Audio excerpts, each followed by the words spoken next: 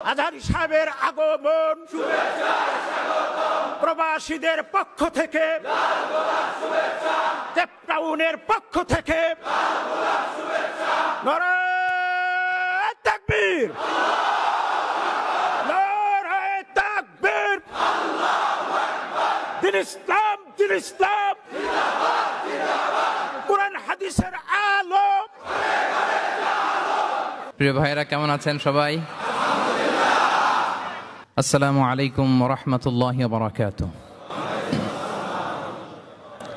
নাহমাদুহু ওয়া নুসাল্লি আলা রাসূলিহিল কারীম। আম্মা বা'দু ফাআউযু বিল্লাহি মিনাশ শাইতানির রাজীম। বিসমিল্লাহির রাহমানির রাহিম।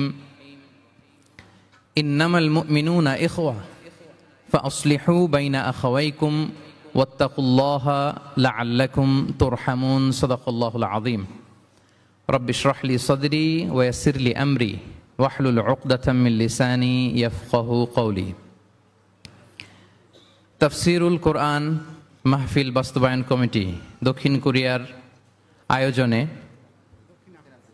দক্ষিণ আফ্রিকার আয়োজনে, দক্ষিণ আফ্রিকার পর্যটন নগরী কেপ টাউনের এই মসজিদুল কুদসে আজকের এই প্রোগ্রামে যারা উপস্থিত হয়েছেন তাদের সবাইকে জানাচ্ছি আন্তরিক শুভেচ্ছা এবং মোবারকবাদ। আহলান ওয়া সাহলান ওয়া মারহাবান বিকুম ফি হাযাল লিকা আত-তাইয়্যিব আল মুবারাক। আমরা শুরুতেই আল্লাহ রাব্বুল ইজ্জা ওয়াল জালালের দরবারে শুকরিয়া জ্ঞাপন করছি, যিনি আমাদেরকে এই পৃথিবীর বুকে জান্নাতের বাগান তথা আল্লাহর ঘর মসজিদে, এই মসজিদুল কুদসে এশার সালাতের পরে কিছু দিনই কথাবার্তা শুনবার জন্য একত্রিত হওয়ার সুযোগ করে দিয়েছেন। আমরা সবাই একসাথে আওয়াজ করে পড়ছি কালিমাতুশ শুকর, আলহামদুলিল্লাহ। সবাই পড়ুন, রব্বানা লাকাল হামদ হামদান কাসীরান তাইয়্যিবান মুবারাকান ফীহি ইয়া রাব্বি লাকাল হামদু কামা ইয়ানবাগি লিজালালি ওয়াজহিকা ওয়া আযীমি সুলতানিকা লাকাল হামদু বিল ঈমান লাকাল হামদু বিল ইসলাম লাকাল হামদু বিল কুরআন। আমরা আল্লাহ রাব্বুল ইজ্জা ওয়াল জালালের দরবারে শুকরিয়া জ্ঞাপনের পরপরই আজকে এই প্রোগ্রামকে যারা বাস্তবায়ন করেছেন, অর্গানাইজার, তাদেরকে আমি অন্তরের অন্তঃস্থল থেকে শুভেচ্ছা এবং মোবারকবাদ জানাতে চাই। And specially I would like to thank the Masjidul Quds Authority for giving us a chance to organize such a beautiful event inside the mosque. May Allah reward them the best. আমরা সবাই বলি আমিন। আজকের এই প্রোগ্রামে উপস্থিত আছেন দক্ষিণ Africa প্রবাসী ব্যবসায়ী বৃন্দ, চাকরিজীবী বৃন্দ, কমিউনিটি লিডার্স, প্রেস, মিডিয়া, সাংবাদিক, ভলান্টিয়ার্স আছেন, আইম্মাতুল মাসাজিদ, মাদ্রাসা শিক্ষক মণ্ডলী, এবং সেকেন্ড ফ্লোরে আমাদের বোনেরাও এসছেন, এবং আমাদের কচিকাচা সোনামণিরা, ছাত্র ভাইয়েরা, এবং ফরেনার যদি কেউ থেকে থাকেন, আমি সবাইকে অন্তরের অন্তঃস্থল থেকে শুভেচ্ছা এবং মোবারকবাদ জানিয়ে শুরু করছি। সম্মানিত সুধী, এই সফরটা আমার দক্ষিণ আফ্রিকাতে ব্যক্তিগত সফর ছিল।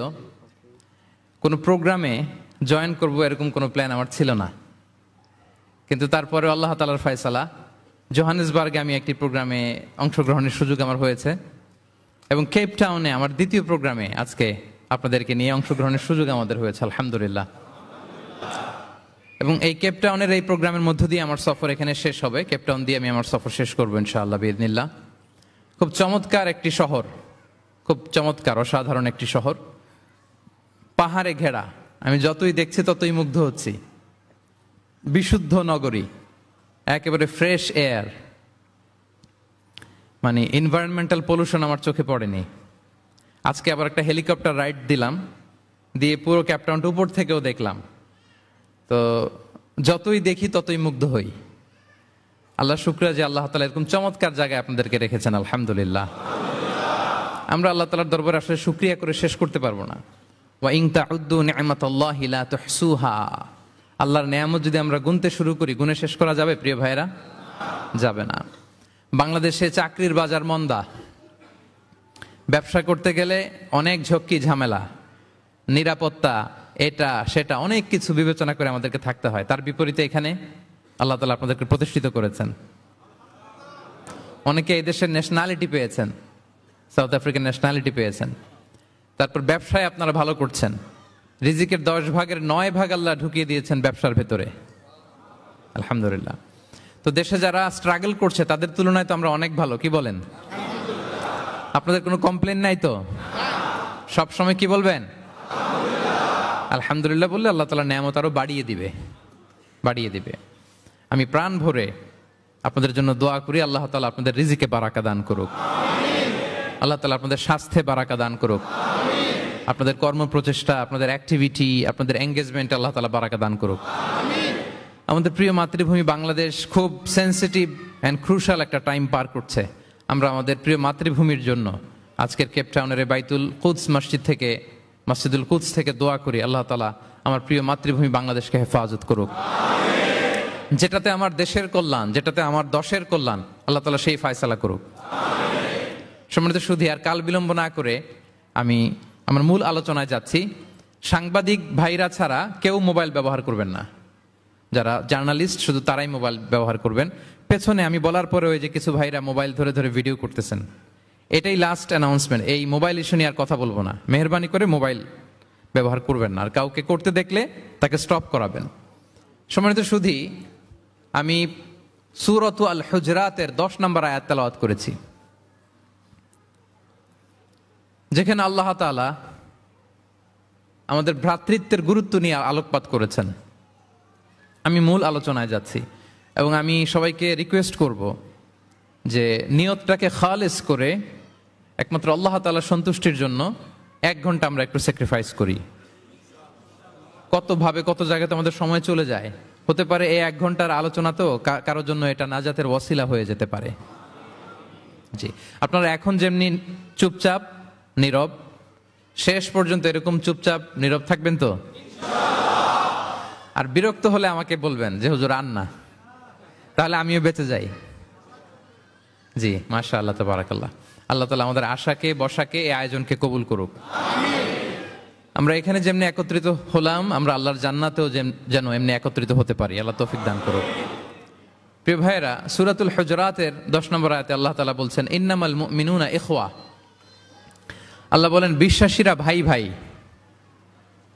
মুমিনরা ভাই ভাই। আমরা মুমিনরা কি? ভাই ভাই। এটা ফিল হয়? হ্যাঁ, এটা ফিল করতে হবে, শুধু মুখে বললে হবে না। আমরা কিন্তু ভাই ভাই, উই আর ব্রাদার্স ইন ইসলাম। ইন্নামাল মুমিনুনা ইখওয়া, বিশ্বাসীরা ভাই ভাই। ফাআসলিহু বাইনা আখাওয়াইকুম। আর এই ভ্রাতৃত্বের মধ্যে যদি কখনো টানাপোড়েন হয়, বোঝাপড়ায় সমস্যা হয়, বিরোধ হয়, তাহলে মিলমিশ করে দিও, তোমরা সেটা আপোষে মীমাংসা করে দিও। আদেশটা কার? আওয়াজ করে বলুন না, আদেশটা কার? বিশ্বাসীরা ভাই ভাই। এই ভ্রাতৃত্বের বন্ধনে যদি কখনো বোঝাপড়ায় ঝামেলা হয়, বিরোধ হয়, বিবাদ হয়, আপোষে মীমাংসা করে দিও, মিলে যেও। আর ওয়াত্তাকুল্লাহ, আল্লাহকে ভয় করো, লাআল্লাকুম তুরহামুন, তাহলে তোমরা অনুগ্রহ প্রাপ্ত হবে। এই আয়াতটাকে ঘিরে কিছু বার্তা আজকে এই কেপটাউনের এই প্রোগ্রামে আমি শেয়ার করবো ইনশাআল্লাহ। তাহলে প্রথম মেসেজ হচ্ছে আমরা ভাই ভাই, উই অল আর ব্রাদার্স।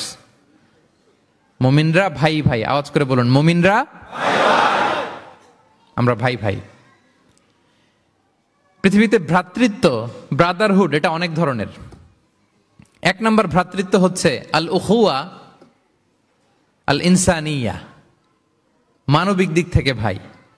যারাই মানুষ তারাই ভাই, কারণ আমাদের আদি পিতার নাম, আদিমাতা Adam and Eve. We came from the very same source, same origin. একটা জায়গা থেকে আসছে। সবার বাপ যদি একজন হয়, সবার মা যদি একজন হয়, তো আমরা সবাই কি? সুবহানাল্লাহ পড়বেন না? তাহলে ভ্রাতৃত্বের একটা রূপ হচ্ছে আল উখুয়া আল ইনসানিয়া, মানবিক দিক থেকে ভাই। সেই হিসেবে হিন্দু আমার ভাই, খ্রিস্টানও আমার ভাই, বৌদ্ধ আমার ভাই, নাস্তিক আস্তিক সবাই আমার ভাই। এটা হলো ভ্রাতৃত্বের একটা ধরন। ভ্রাতৃত্বের আরেকটা ধরন হচ্ছে আল উখুয়া আন নাসাবিয়া, বংশীয় ভাই, বংশের সম্পর্ক বা রক্তের সম্পর্ক। যেমন আমার চাচাতো ভাই, খালাতো ভাই, আরো ক্লোজে গেলে আমার আপন ভাই, মায়ের পেটের ভাই, এক রক্তের ভাই, ঠিক কিনা বলেন? এটা গেল 2 নাম্বার, এটা রক্তের সম্পর্ক। তাহলে একটা হচ্ছে মানবিক দিক থেকে সম্পর্ক ভাইয়ের, সবাই ভাই ভাই। আরেকটা হচ্ছে বংশীয় বা রক্তের সম্পর্ক, আমার সিবলিং, শাকিক, আমার আপন ভাই, 2টা গেল। 3 নাম্বার হচ্ছে আল উখুয়া আদ-দীনিয়া, দ্বীনি ভাই। আর আমরা এটা নিয়েই কথা বলছি, আল উখুয়া আদ-দীনিয়া, ইন্নামাল মুমিনুনা ইখওয়াতুন। মুফাসসিরিন ইকরাম বলেছেন ইয়ানি ইখওয়াতুন ফিদ-দীন। মুমিনরা ভাই ভাই হচ্ছে 3 নাম্বার সেন্সে, আমরা দ্বীনি ভাই। আমি আপনাদের কাউকে দেখি নাই, আমাকে হয়তো সোশ্যাল মিডিয়ায় দেখেছেন, কিন্তু সরাসরি হয়তো দেখেন নাই। কিন্তু এই যে আমাদের ভ্রাতৃত্ব, এটা দ্বীনি ভ্রাতৃত্ব, দ্বীনি ভাই। আমরা কি ভাই?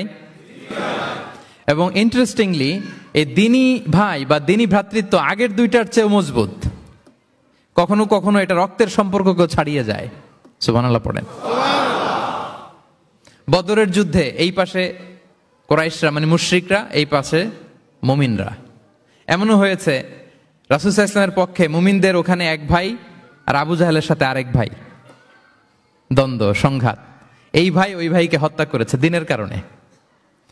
তার মানে দ্বীনি ভ্রাতৃত্ব এটা এত মজবুত, এটা মাঝে মাঝে রক্তের সম্পর্ককেও ছাড়িয়ে ছাপিয়ে উপরে উঠে যায়। আল্লাহু আকবার।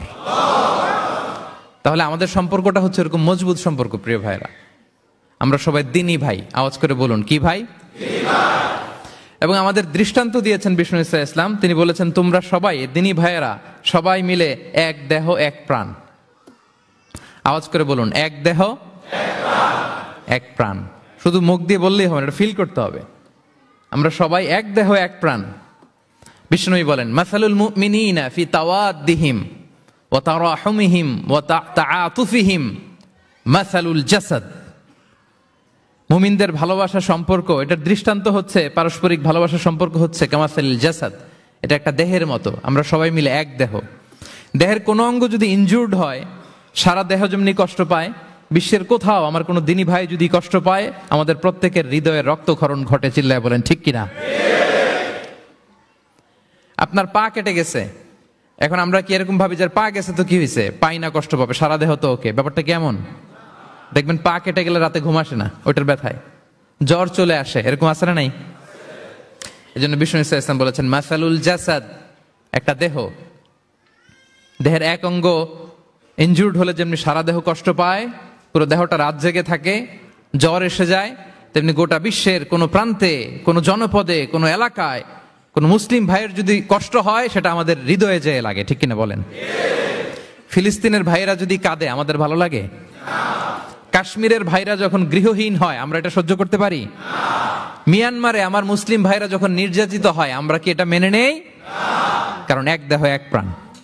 আওয়াজ করে বলুন, এক দেহ এক দেহ। এটা মনে রাখতে হবে, আমরা এক দেহ এক প্রাণ। এবং বিষ্ণু ইসা ইসলাম বলেছেন যে আমাদের সম্পর্কটা হচ্ছে রোহামা উবাইনাহুম। এই যে এত বলার পর এরপরও ভিডিও করে মোবাইল দিয়ে, ভলান্টিয়াররা স্টপ করে দিবেন।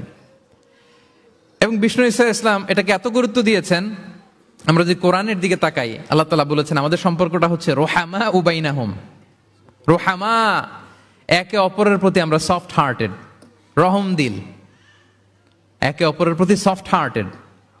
কোরআনের অন্য জায়গায় এসেছে বুনিয়ানুম মারসুস, সীসা ঢালা প্রাচীরের মতো আমাদের সম্পর্ক। সুবহানাল্লাহ পড়বেন না? কখনো কখনো হাদিসে এসেছে এক ভাই হচ্ছে আরেক ভাইয়ের মিরআতুল মুমিন। এক মুমিনের জন্য আরেক মুমিন হচ্ছে আয়না। আয়নার সামনে দাঁড়ালে দেখা যায় যে আমার এখানে একটা দাগ, তারপর আয়নার সামনে দাঁড়ালে আমাকে ঠিক করে নেওয়া যায়, গুছিয়ে নেওয়া যায়। তার মানে আমার সমস্যা, আমার ভুল, আমার খুঁত, আমার স্পট, এটা আয়না বলে দেয়। মুমিনরাও এরকম, এক ভাই আরেক ভাইকে সংশোধন করে দেয়। সুবহানাল্লাহ পড়েন। এবং কোরআন কখনো কখনো আমাদেরকে বলেছে যে ওয়ায়ুসিরুনা আলা আনফুসিহিম ওয়ালাউ কানা বিহিম খাসাসা। ভ্রাতৃত্বের সম্পর্কটা এমন হবে যে নিজের প্রয়োজনের চেয়েও মুমিন ভাই তার অন্য ভাইয়ের প্রয়োজনকে গুরুত্ব দিবে। পড়েন সুবহানাল্লাহ। আমার প্রয়োজন, তারপর আমি না নিয়ে আমার ভাইকে দিব, এরকম নিদর্শন আমাদের মধ্যে আছে না নাই? আপনারা ইয়ারমুকের যুদ্ধের নাম শুনেছেন, হিজরি 15 সালের কথা। বিষ্ণু ইসা ইসলামের ইন্তেকালের 4-5 বছর পরের ঘটনা। ওমরে ফারুক রাদিয়াল্লাহু তাআলা আনহু, উনি হচ্ছেন তখন আমাদের খলিফা, the second caliph of Islam, আমিরুল মুমিনিন, খলিফাতুল মুসলিমিন।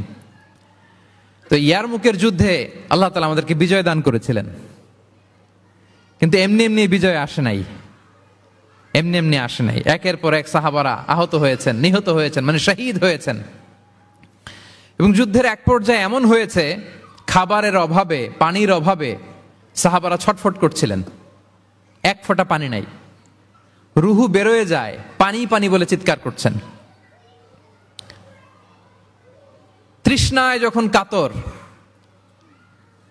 ওই সাহাবীর কাছে পানি নিয়ে আসা হলো, মশক দিয়ে পানি নিয়ে আসা হলো, সামান্য কিছু পানি, যে নেন। তো উনি যখন পানি খাবেন, দেখতে পেলেন যে পাশে আরেক ভাই চিৎকার করে, পানি পানি, এক ফোঁটা পানি দাও, চিৎকার করছে। ওই সাহাবী বলতেছেন, আমার দরকার নেই, আমার ভাইকে নিয়ে আগে দাও, আমি পরে খাবো। আল্লাহ। ওই দ্বিতীয় সাহাবীর কাছে যাওয়া হলো এই মশক নিয়ে, যে আপনি একটু পানি খেয়ে তার হৃদয়টাকে শান্ত করেন, ঠান্ডা করেন। তিনি যখন পানি মুখে নিতে যাবেন, পাশে আরেক ভাই চিৎকার করছে, পানি পানি, এক ফোঁটা পানি দাও। ওই সাহাবী বললেন, আমাকে না, আমার ভাইকে দাও, আমার আগে আমার ভাইকে দাও। ওই সাহাবার কাছে নিয়ে যাওয়া হলো, যে আপনি আগে খান। ওই সাহাবীর কাছে পানির মশক নিয়ে যেতে যেতেই উনি শহীদ হয়ে গেলেন। আবার মশক নিয়ে দ্বিতীয় সাহাবীর কাছে আসতে না আসতে দ্বিতীয় সাহাবীও শহীদ হয়ে গেলেন। প্রথম যিনি চিৎকার করছিলেন তার কাছে আবার মশক নিয়ে যেতে না যেতে তিনিও শহীদ হয়ে গেলেন। সুবহানাল্লাহ পড়বেন না? ওয়ায়ুসিরুনা আলা আনফুসিহিম ওয়ালাউ কানা বিহিম খাসাসা। নিজেদের প্রয়োজন থাকা সত্ত্বেও মুমিনরা তার অন্য ভাইয়ের প্রয়োজনকে প্রাধান্য দেয়। আল্লাহু আকবার। এই হচ্ছে আমাদের ভ্রাতৃত্বের দৃষ্টান্ত। তাহলে প্রথম মেসেজ হচ্ছে মুমিনরা ভাই ভাই, মুমিনরা। আর আমাদের দৃষ্টান্ত হচ্ছে এক দেহ এক প্রাণ। আওয়াজ করে, এক দেহ এক প্রাণ। আর আমরা যদি কখনো বিবাদে জড়াই, আমরা এটাকে সংশোধন করে দেব, আপোষে মিলমিশ করে দেব। কি বলেন? নাকি আরো লাগাই দিবেন? ঝগড়া লাগছে, আর একটু লাগাই দেই। হ্যাঁ, আচ্ছা বলেন তো, আগুন লাগলে আপনারা কি দিয়ে নিভান? ওইখানে যদি কেউ তেল ঢেলে দেয়, এই কাজ করবেন?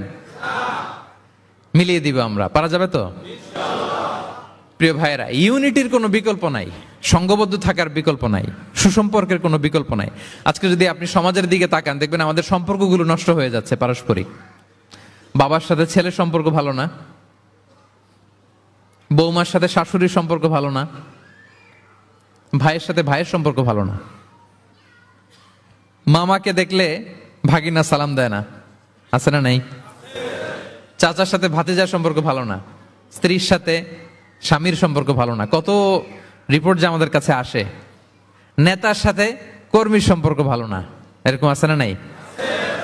তাহলে আমাদের মধ্যে সম্পর্কের টানা পড়েন, গ্যাপ, এটা আছে না নাই বলেন? এই সম্পর্কের টানা পড়েনের জন্য আমরাই দায়ী। এর কারণ হচ্ছে আমরা সম্পর্কগুলোর যত্ন নেই না। আপনি যদি একটা গাছ লাগান, লাগিয়ে যদি রেখে দেন, এটা বাঁচবে? এটা কি করতে হয়? পরিচর্যা করতে হয়, যত্ন নিতে হয়, সার দিতে হয়, পানি দিতে হয়, নিড়ানি দিতে হয়, আগাছা পরিষ্কার করতে হয়। তার মানে গাছ লাগালে এটার যত্ন নিতে হয়। কথা বুঝতে পেরেছেন? আমাদের যে সন্তান, ওদেরকে যদি আপনি এমনি ছেড়ে দিয়ে রাখেন, মানুষ হবে না তারা, তাদের যত্ন নিতে হয়, ফলে মানুষের মতো মানুষ হয়। ঠিক কিনা বলেন? তো আমরা সব কিছু টেক কেয়ার করি, যত্ন নেই, কিন্তু আমাদের সম্পর্কগুলোর যত্ন নেই না। এজন্য পারস্পরিক সম্পর্কগুলোর যত্ন নিতে হবে আমার ক্যাপটাউনের ভাইয়েরা, যাতে সম্পর্কগুলো নষ্ট না হয়। কি বলেন? যত্ন নিবেন? যত্ন নিবেন? হ্যাঁ। এখন আজকে আমি এই ড্যামেজ রিলেশনশিপ কিভাবে জোড়া লাগাবেন, সম্পর্কের কিভাবে এটা ফিক্স করবেন, সম্পর্ককে কিভাবে টিকিয়ে রাখবেন, যত্ন নিবেন, এটার কিছু ইসলামিক ফর্মুলা আপনাদের সাথে শেয়ার করবেন ইনশাআল্লাহ। সবাই বলুন ইনশাআল্লাহ। কিভাবে আমাদের মধ্যে আন্তরিকতা বাড়বে, ঘনিষ্ঠতা বাড়বে, হৃদ্যতা বাড়বে, এটার ইসলামিক ফর্মুলা 10টা ফর্মুলা শেয়ার করবেন ইনশাআল্লাহ। জানতে মনে চায়? আচ্ছা ইনশাআল্লাহ। তাহলে শুরু করছি, কি করে আমরা আমাদের সম্পর্কগুলোর যত্ন নিব, কি করে আমাদের পারস্পরিক হৃদ্যতা, ভালোবাসা, আন্তরিকতা বাড়াবো, এ ব্যাপারে কোরআন এবং সুন্নাহ আমাদেরকে কি বলে। এক নম্বরে প্রিয় ভাইরা, এক নম্বরে কোরআন আমাদেরকে আমাদের পারস্পরিক হৃদ্যতা, ভালোবাসা বাড়ানোর জন্য যে গাইডলাইন দেয় সেটা হচ্ছে দেখা হলেই সালাম দাও। দেখা হলেই কি সালাম, সালাম দিলে সম্পর্ক বাড়ে। আলহামদুলিল্লাহ পড়বেন না? কোরআন বলছে ফাইদা দাখালতুম বুয়ুতান ফাসাল্লিমু আলা আনফুসিকুম তাহিয়াতাম মিন ইনদিল্লাহি মুবারাকাতান তাইয়্যিবা।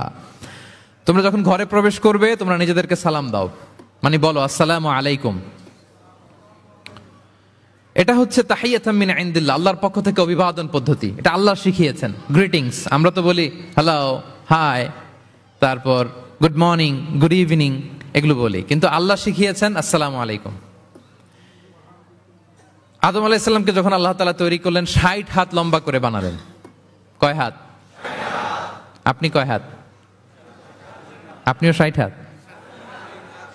আমাদের হাতে রাফলি 3.5 হাত।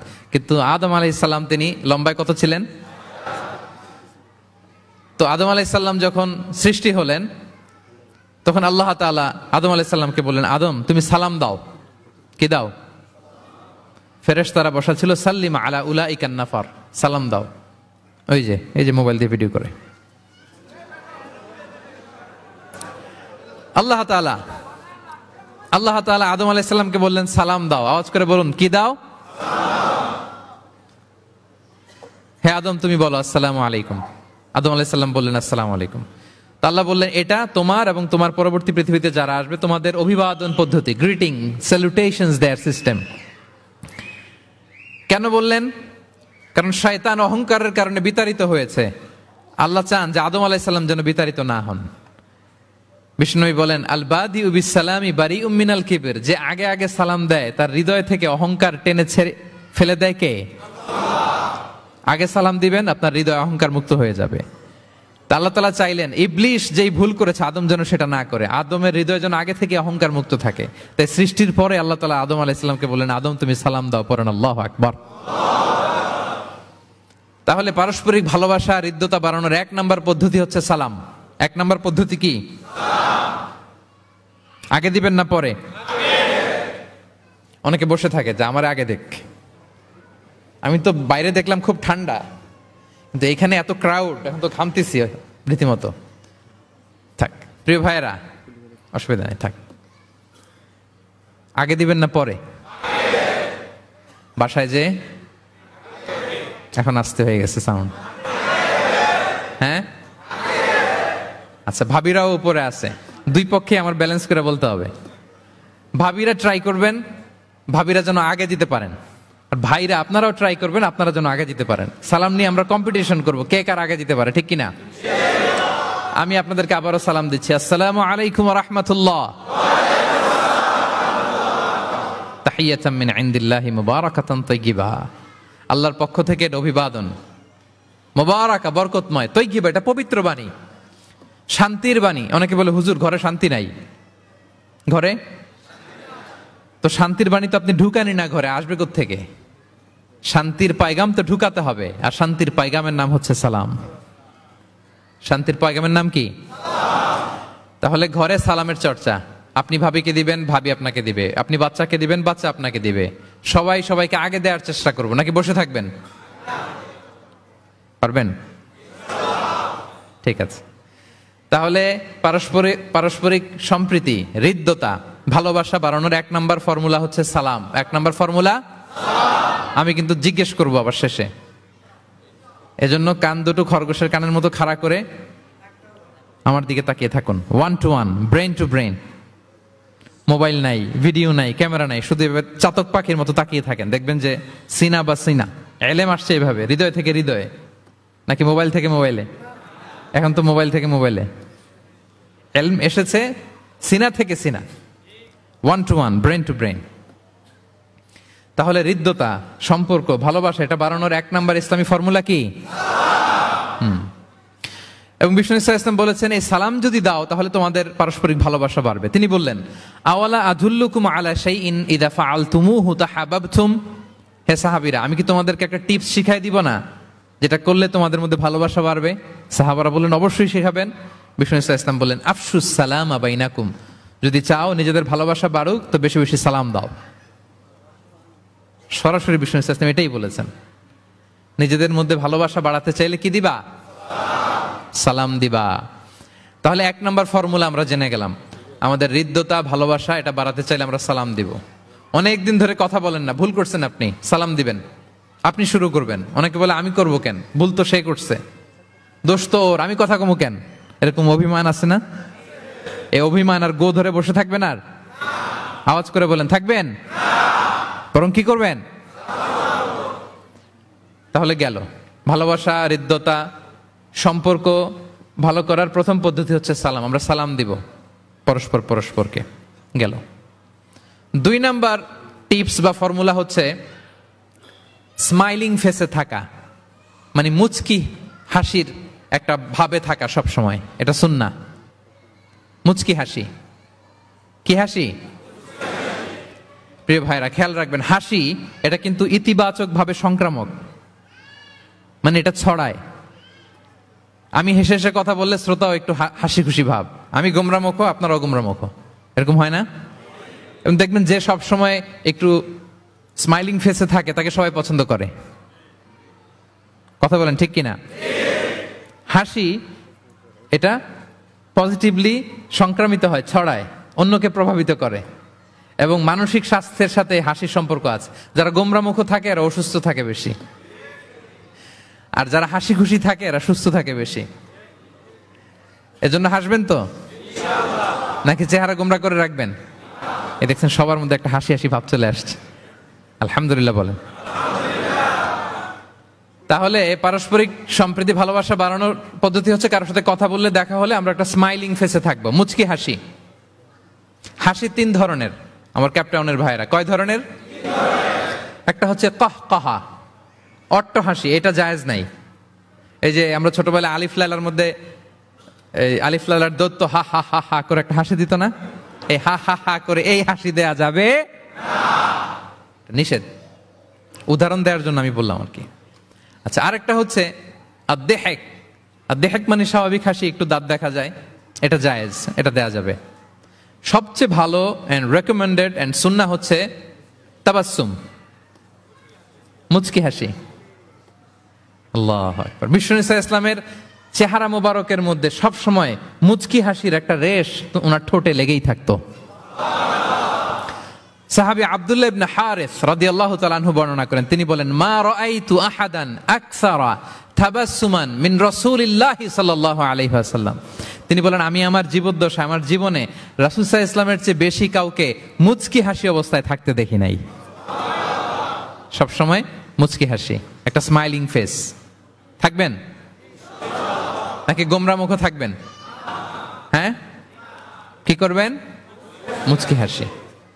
এবং আপনি আপনার ভাইয়ের দিকে তাকিয়ে মুচকি হাসি যদি দেন, বিষ্ণু সাল্লাল্লাহু আলাইহি ওয়াসাল্লাম বলেন, তাবাসসুমুকা ফি ওয়াজহি আখিকা সাদাকা, your smile to your brother it's a charity. তুমি তোমার ভাইয়ের দিকে তাকিয়ে যে মুচকি হাসি দাও, এটা দিলেও সাদাকার সওয়াব হয়ে যায়। আপনি দিলেন হাসি, আমলনামায় যুক্ত হলো কি? সাদাকা।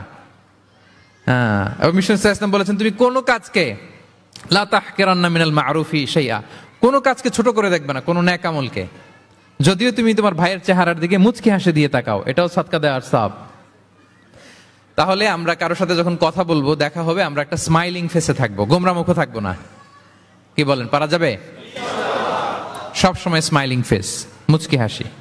বিষ্ণু সাল্লাল্লাহু আলাইহি ওয়াসাল্লাম মুচকি হাসতেন। যে মুচকি যারা হাসি তাদেরকে সবাই পছন্দ করে। মুখটা যদি গোমরা করে কেউ রাখে, দেখতে ভাল লাগে, কথা বলতে ভাল লাগে। দেখবেন অনেক বড়দেরকে বাচ্চারা ভয় পায়, কাছে যায় না। কেন বলেন তো? গম্ভীর থাকে। আবার অনেক মানুষের কাছে তাকে দেখলেই বাচ্চারা দৌড়ে কোলে কোলে উঠতে যায়, আছে না নাই? Smiling face. এই যে আমাদের শেখ মঈনুদ্দিন আজকে আমার সাথে একটা সফরে ছিল, দেখি যেই বাচ্চাকেই দেখে বলে, খামান খামান, give me a hug, give me a hug. তো এই মানুষকে বাচ্চারা ভালো না বেসে পারবে? সুবহানাল্লাহ, এরকম হইতে হবে। বিষ্ণু ইসা ইসলামকে বাচ্চারা দেখলে খুব খুশি হতো, কোলে বসতে চাইতো। এক বাচ্চা তো কোলে বসে পেশাবি করে দিছে।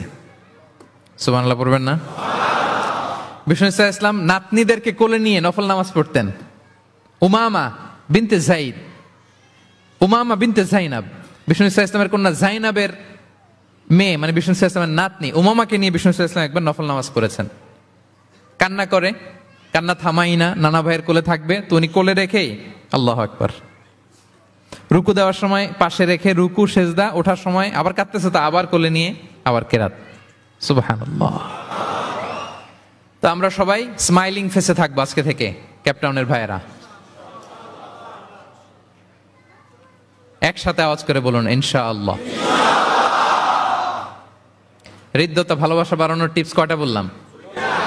1 নম্বরে সালাম, 2 নম্বরে মুচকি হাসি। দেখছেন সবাই মুচকি হাসি দিয়ে আছে। আচ্ছা, 3 নাম্বার হচ্ছে কাউকে ওয়েলকাম করা। কেউ যদি আপনার সাথে দেখা করতে আসে তাকে ওয়েলকাম করা, আহলান ওয়া সাহলান বলা। হ্যাঁ, একজন আসছে আপনার বাড়িতে মেহমান, আপনি কথাই বলেন না, কথা নাই, সালাম নাই, কিছু নাই, যে চা দিতেছেন, ওনার ঠেকা পড়ছে চা খাবে না, আর জায়গা নেই ওনার চা খাওয়ার দুনিয়াতে। না, এটা করবেন না। আপনি এগিয়ে যাবেন, সালাম দিবেন, মুসাফা করবেন, মুআনাকা করবেন, খোঁজ খবর নিবেন, ওয়েলকাম জানাবেন, লিটারালি ওয়েলকাম।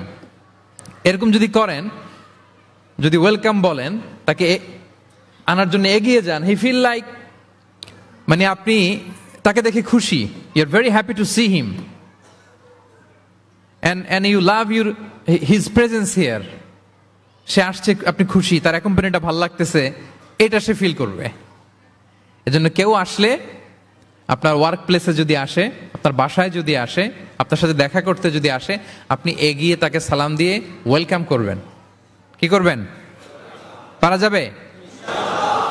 বিষ্ণু ইসা ইসলাম লিটারালি এই ওয়েলকাম শব্দটা ব্যবহার করতেন। এজন্য আমি চুজ করেছি, পিক করেছি ওয়েলকাম। তিনি বলতেন মারহাবান। মারহাবান আরবিতে কি বলতেন? মারহাবান। আমরা যে বলি বাংলায় আহলান ওয়া সাহলান ওয়া মারহাবান, এই বিষ্ণু ইসা ইসলাম লিটারালি মারহাবান শব্দটা ব্যবহার করতেন। এগুলোকে কার্টিসি বলে। এগুলোকে কি বলে? Social manner, কার্টিসি। দেখেন বিষ্ণু ইসা ইসলাম আমাদেরকে কিভাবে কার্টিসি শেখায়, কিভাবে সোশ্যাল ম্যানার শেখায় আমাদেরকে। বিষ্ণু ইসা ইসলাম সরাসরি মারহাবান বলতেন, স্বাগতম জানাতেন, যাতে করে ওই লোকটা ভালো ফিল করে, সে বোঝে যে তাকে দেখে আপনি হ্যাপি। বলেন তো, রাসূল সাল্লাল্লাহু আলাইহি ওয়াসাল্লামের সময়কালে ইসলামের সবচেয়ে বড় শত্রু কে ছিল? আবু জাহেল। তার ছেলের নাম কি কেউ বলতে পারেন? ইকরামা। ইকরামা অনেক যুদ্ধে মুসলমানদের বিরুদ্ধে ছিল, মক্কা বিজয় পর্যন্ত ইসলাম ধর্ম গ্রহণ করে নাই, অনেক সাহাবাকে হত্যা করেছে। রাসূল সাল্লাল্লাহু আলাইহি ওয়াসাল্লাম যখন মক্কা বিজয় করলেন, সে ভাবলো এবার তো আমার খবর আছে। সে পালালো, পালাতে পালাতে ইয়ামান চলে গেছে। তখন এক মহিলা সাহাবী রাসূল সাল্লাল্লাহু আলাইহি ওয়াসাল্লামকে বললেন, ইয়া রাসূলুল্লাহ, আপনি যদি আমাকে অনুমতি দেন, আমি ইকরামাকে খুঁজে বের করব, আপনার কাছে নিয়ে আসবো। রাসূল সাল্লাল্লাহু আলাইহি ওয়াসাল্লাম বললেন, যাও, ইকরামাকে আমি আমান দিলাম, সিকিউরিটি দিলাম। এই মহিলা সাহাবী যে খুঁজে নিয়ে আসলো, ইকরামাকে কনভিন্স করলো। ইকরামা লজ্জিত হয়ে বিষ্ণু সাল্লাল্লাহু আলাইহি ওয়াসাল্লামের কাছে আসলো। কত বড় শত্রু! বিষ্ণু সাল্লাল্লাহু আলাইহি ওয়াসাল্লামের অনেক আত্মীয়কে হত্যা করেছে, সাহাবাদেরকে শহীদ করে দিয়েছে, আবু জাহেলের সন্তান। তো সে যখন লজ্জিত হয়ে উঠে চড়ে বিষ্ণু সাল্লাল্লাহু আলাইহি ওয়াসাল্লামের কাছে আসলো, বিষ্ণু সাল্লাল্লাহু আলাইহি ওয়াসাল্লাম তাকে দেখে প্রথম যে কথাটা বললেন সেটা হচ্ছে মারহাবান বির-রাকিবিল মুহাজির। মারহাবান বির-রাকিবিল মুহাজির মানে welcome to the riding migrant. সুবহানাল্লাহ। মানে হে ঘোর সাওয়ার মাইগ্রেন্ট, হিজরতকারী ইকরামা, তোমাকে ইসলামে সুস্বাগতম। লিটারালি এই শব্দটা ব্যবহার করেছেন, মারহাবান। তাহলে বলেন তো, সে আশ্বস্ত হয়েছে না? শত্রু যদি আমান দেয়, এই দেশে ওই দেশ যুদ্ধ, ওই দেশ যদি বলে তোমার আমি মারবো না, আসো আমার এলাকায়, আমি যদি ঢুকি, আমার একটা ভয় থাকবে না? বিদ্রোহ তো করতে পারে, কি বলেন? বিষ্ণু ইসলাম দেখা মাত্রই বললেন মারহাবান বির-রাকিবিল মুহাজির, welcome to the riding migrant. সুবহানাল্লাহ। ওইখানেই দাঁড়িয়ে ইকরামা পড়ল আশহাদু আল্লা ইলাহা ইল্লাল্লাহ ওয়া আশহাদু আন্না মুহাম্মাদুর রাসূলুল্লাহ। শাহাদা পড়ে মুসলমান হয়ে গেল। তাহলে কারোর সাথে দেখা হলে তাকে ওয়েলকাম করতে হবে। আপনার মনে হতে পারে বিশেষ কারণে তাকে মারহাবান বলছে, এমনি হয়তো বিষ্ণু ইসলাম বলতো না ঘরে বাইরে, না, ইভেন ঘরে কাছের মানুষদেরকেও তিনি মারহাবা বলতেন। ইভেন ওনার মেয়ে ফাতেমা রাদিয়াল্লাহু তাআলা আনহা, নিজের মেয়ে, এর মারহাবা বলা দরকার আছে? এই ফাতেমা আসলে বলতো মারহাবা। সুবহানাল্লাহ নাই? আম্মা জান আয়েশা রাদিয়াল্লাহু তাআলা আনহা বর্ণনা করেন যে একবার আমাদের বাসায় ফাতেমা আসলো, নবীর মেয়ে, আর ফাতেমার হাঁটাটা ছিল নবীর হাঁটার মতো। আমি হাদিস বলে আবার বাংলা বেশি বললে সময় লেগে যাবে। ফাতেমার হাঁটা ছিল নবীর হাঁটার মতো। ফাতেমা যখন আসলো, ফাতেমাকে দেখেই বিষ্ণু ইসলাম বললেন, মারহাবান বিবনাতি, মারহাবান বিবনাতি, ওয়েলকাম টু মাই ডটার।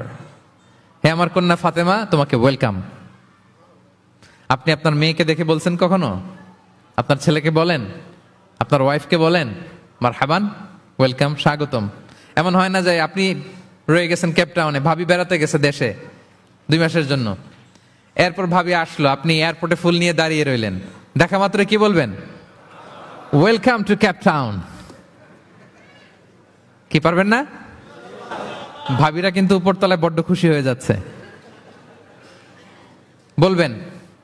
আবার ভাবিরাও অনেকদিন পরে আপনার হাজবেন্ডকে যখন পাবেন, আসবে, বলবেন ওয়েলকাম, তোমাকে সুস্বাগতম। পারা যাবে? রাসূল সাল্লাল্লাহু আলাইহি ওয়াসাল্লামের চাচাতো বোন, নাম উম্মে হানি, আবু তালেবের কন্যা। বিদায় মক্কা বিজয়ের সময় রাসূল সাল্লাল্লাহু আলাইহি ওয়াসাল্লাম মক্কায় গোসল করতেছিলেন এক বাসায়। ফাতেমা রাদিয়াল্লাহু তাআলা আনহা একটা পর্দা টেনে দিলেন, উনি পানি ঢালতেছেন, গোসল করেন। হঠাৎ কে যেন ঘরে ঢুকলো। বিষ্ণু সাল্লাল্লাহু আলাইহি ওয়াসাল্লাম বললেন, কে? ওনার কাজিন চাচাতো বোন উম্মে হানি বললেন, আমি উম্মে হানি। বিষ্ণু সাল্লাল্লাহু আলাইহি ওয়াসাল্লাম পর্দার এপাশ থেকে গোসল করতেছে, উনি বলতেছেন, মারহাবান বি উম্মে হানি, welcome, welcome Umm Hani to my house. আল্লাহু আকবার। এবং ফরেন যত ডেলিগেশন আসতো, বিদেশি প্রতিনিধি, তাদের প্রত্যেককে বিষ্ণু সাল্লাল্লাহু আলাইহি ওয়াসাল্লাম বলতেন মারহাবান বিল কওম ও মারহাবান বিল ওয়াফদি গায়রা খাজায়া ওয়ালা নাদামা। যত ডেলিগেশন আসতো এদেরকে বলতেন welcome, welcome to Madina city, আসেন, ওয়েলকাম। তাহলে প্রিয় ভাইরা, আমাদের পারস্পরিক সম্পর্ক, হৃদ্যতা, ভালোবাসা বাড়ানোর 3 নম্বর ফর্মুলা হচ্ছে, কেউ আমার বাসায় আসলে, কেউ আমার অফিসে আসলে, কেউ আমার সাথে দেখা করতে আসলে, আমি তাকে ওয়েলকাম করব। কি করব? মনে থাকবে তো? কয়টা গেল? 1 নাম্বার কি ছিল?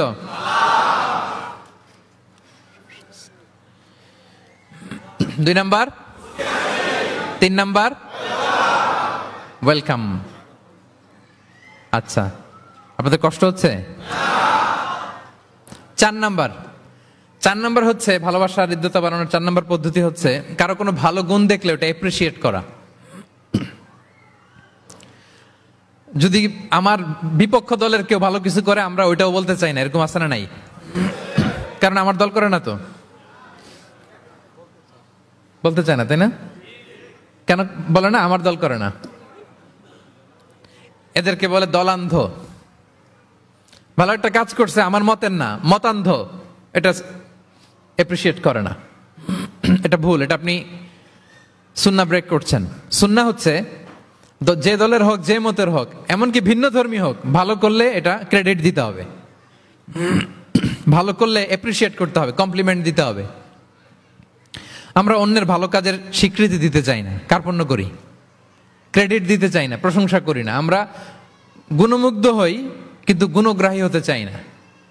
কারো একটা ভালো গুণ দেখে আমি ভিতরে ভিতরেও এত সুন্দর, কিন্তু বলি না, প্রকাশ করি না, এটা ঠিক না। সুন্নাহ হচ্ছে কারো ভালো কোনো গুণ দেখলে এটা প্রকাশ করা, এপ্রিসিয়েট করা। কি করা? এপ্রিসিয়েট করা। কারো ভালো গুণ দেখলে এপ্রিসিয়েট করবেন, যাতে সে উৎসাহিত হয়। বিষ্ণু সাল্লাল্লাহু আলাইহি ওয়াসাল্লাম করতেন। বিষ্ণু সাল্লাল্লাহু আলাইহি ওয়াসাল্লাম একবার এক হাদিসে 7 জন সাহাবীর 7টা গুণের কথা বলেছেন, মানে তাদেরকে এপ্রিসিয়েট করেছেন। এক হাদিসে 7 জন, কয়জন? তিনি বলেন, আরহামু উম্মতি বি উম্মতি আবু বকর। আবু বকরের সামনে বলতেছে, আমার এই উম্মতের মধ্যে সবচাইতে সফট হার্টেড পারসন হচ্ছে আবু বকর। নরম দিল, নরম দিল। কি দিল?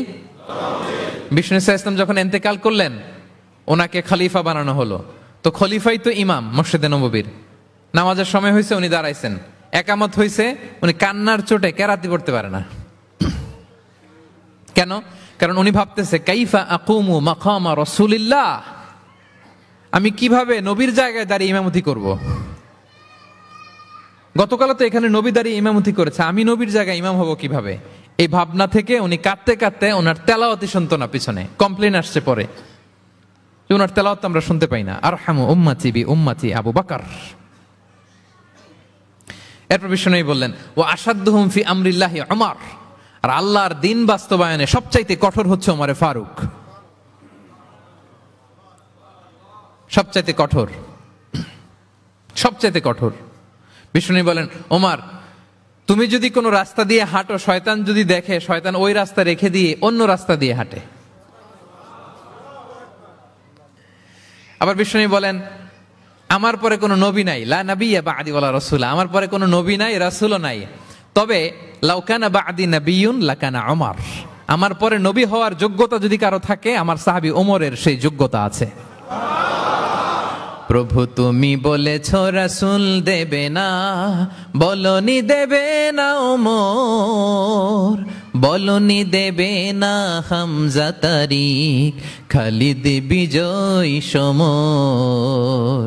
প্রভু তুমি বলেছ রাসূল দেবে না, বলনি দেবে না ওমর, বলনি দেবে না হামজা তারিক, খালিদ বিজয় সমর। প্রভু তুমি বলেছ রাসূল দেবে না।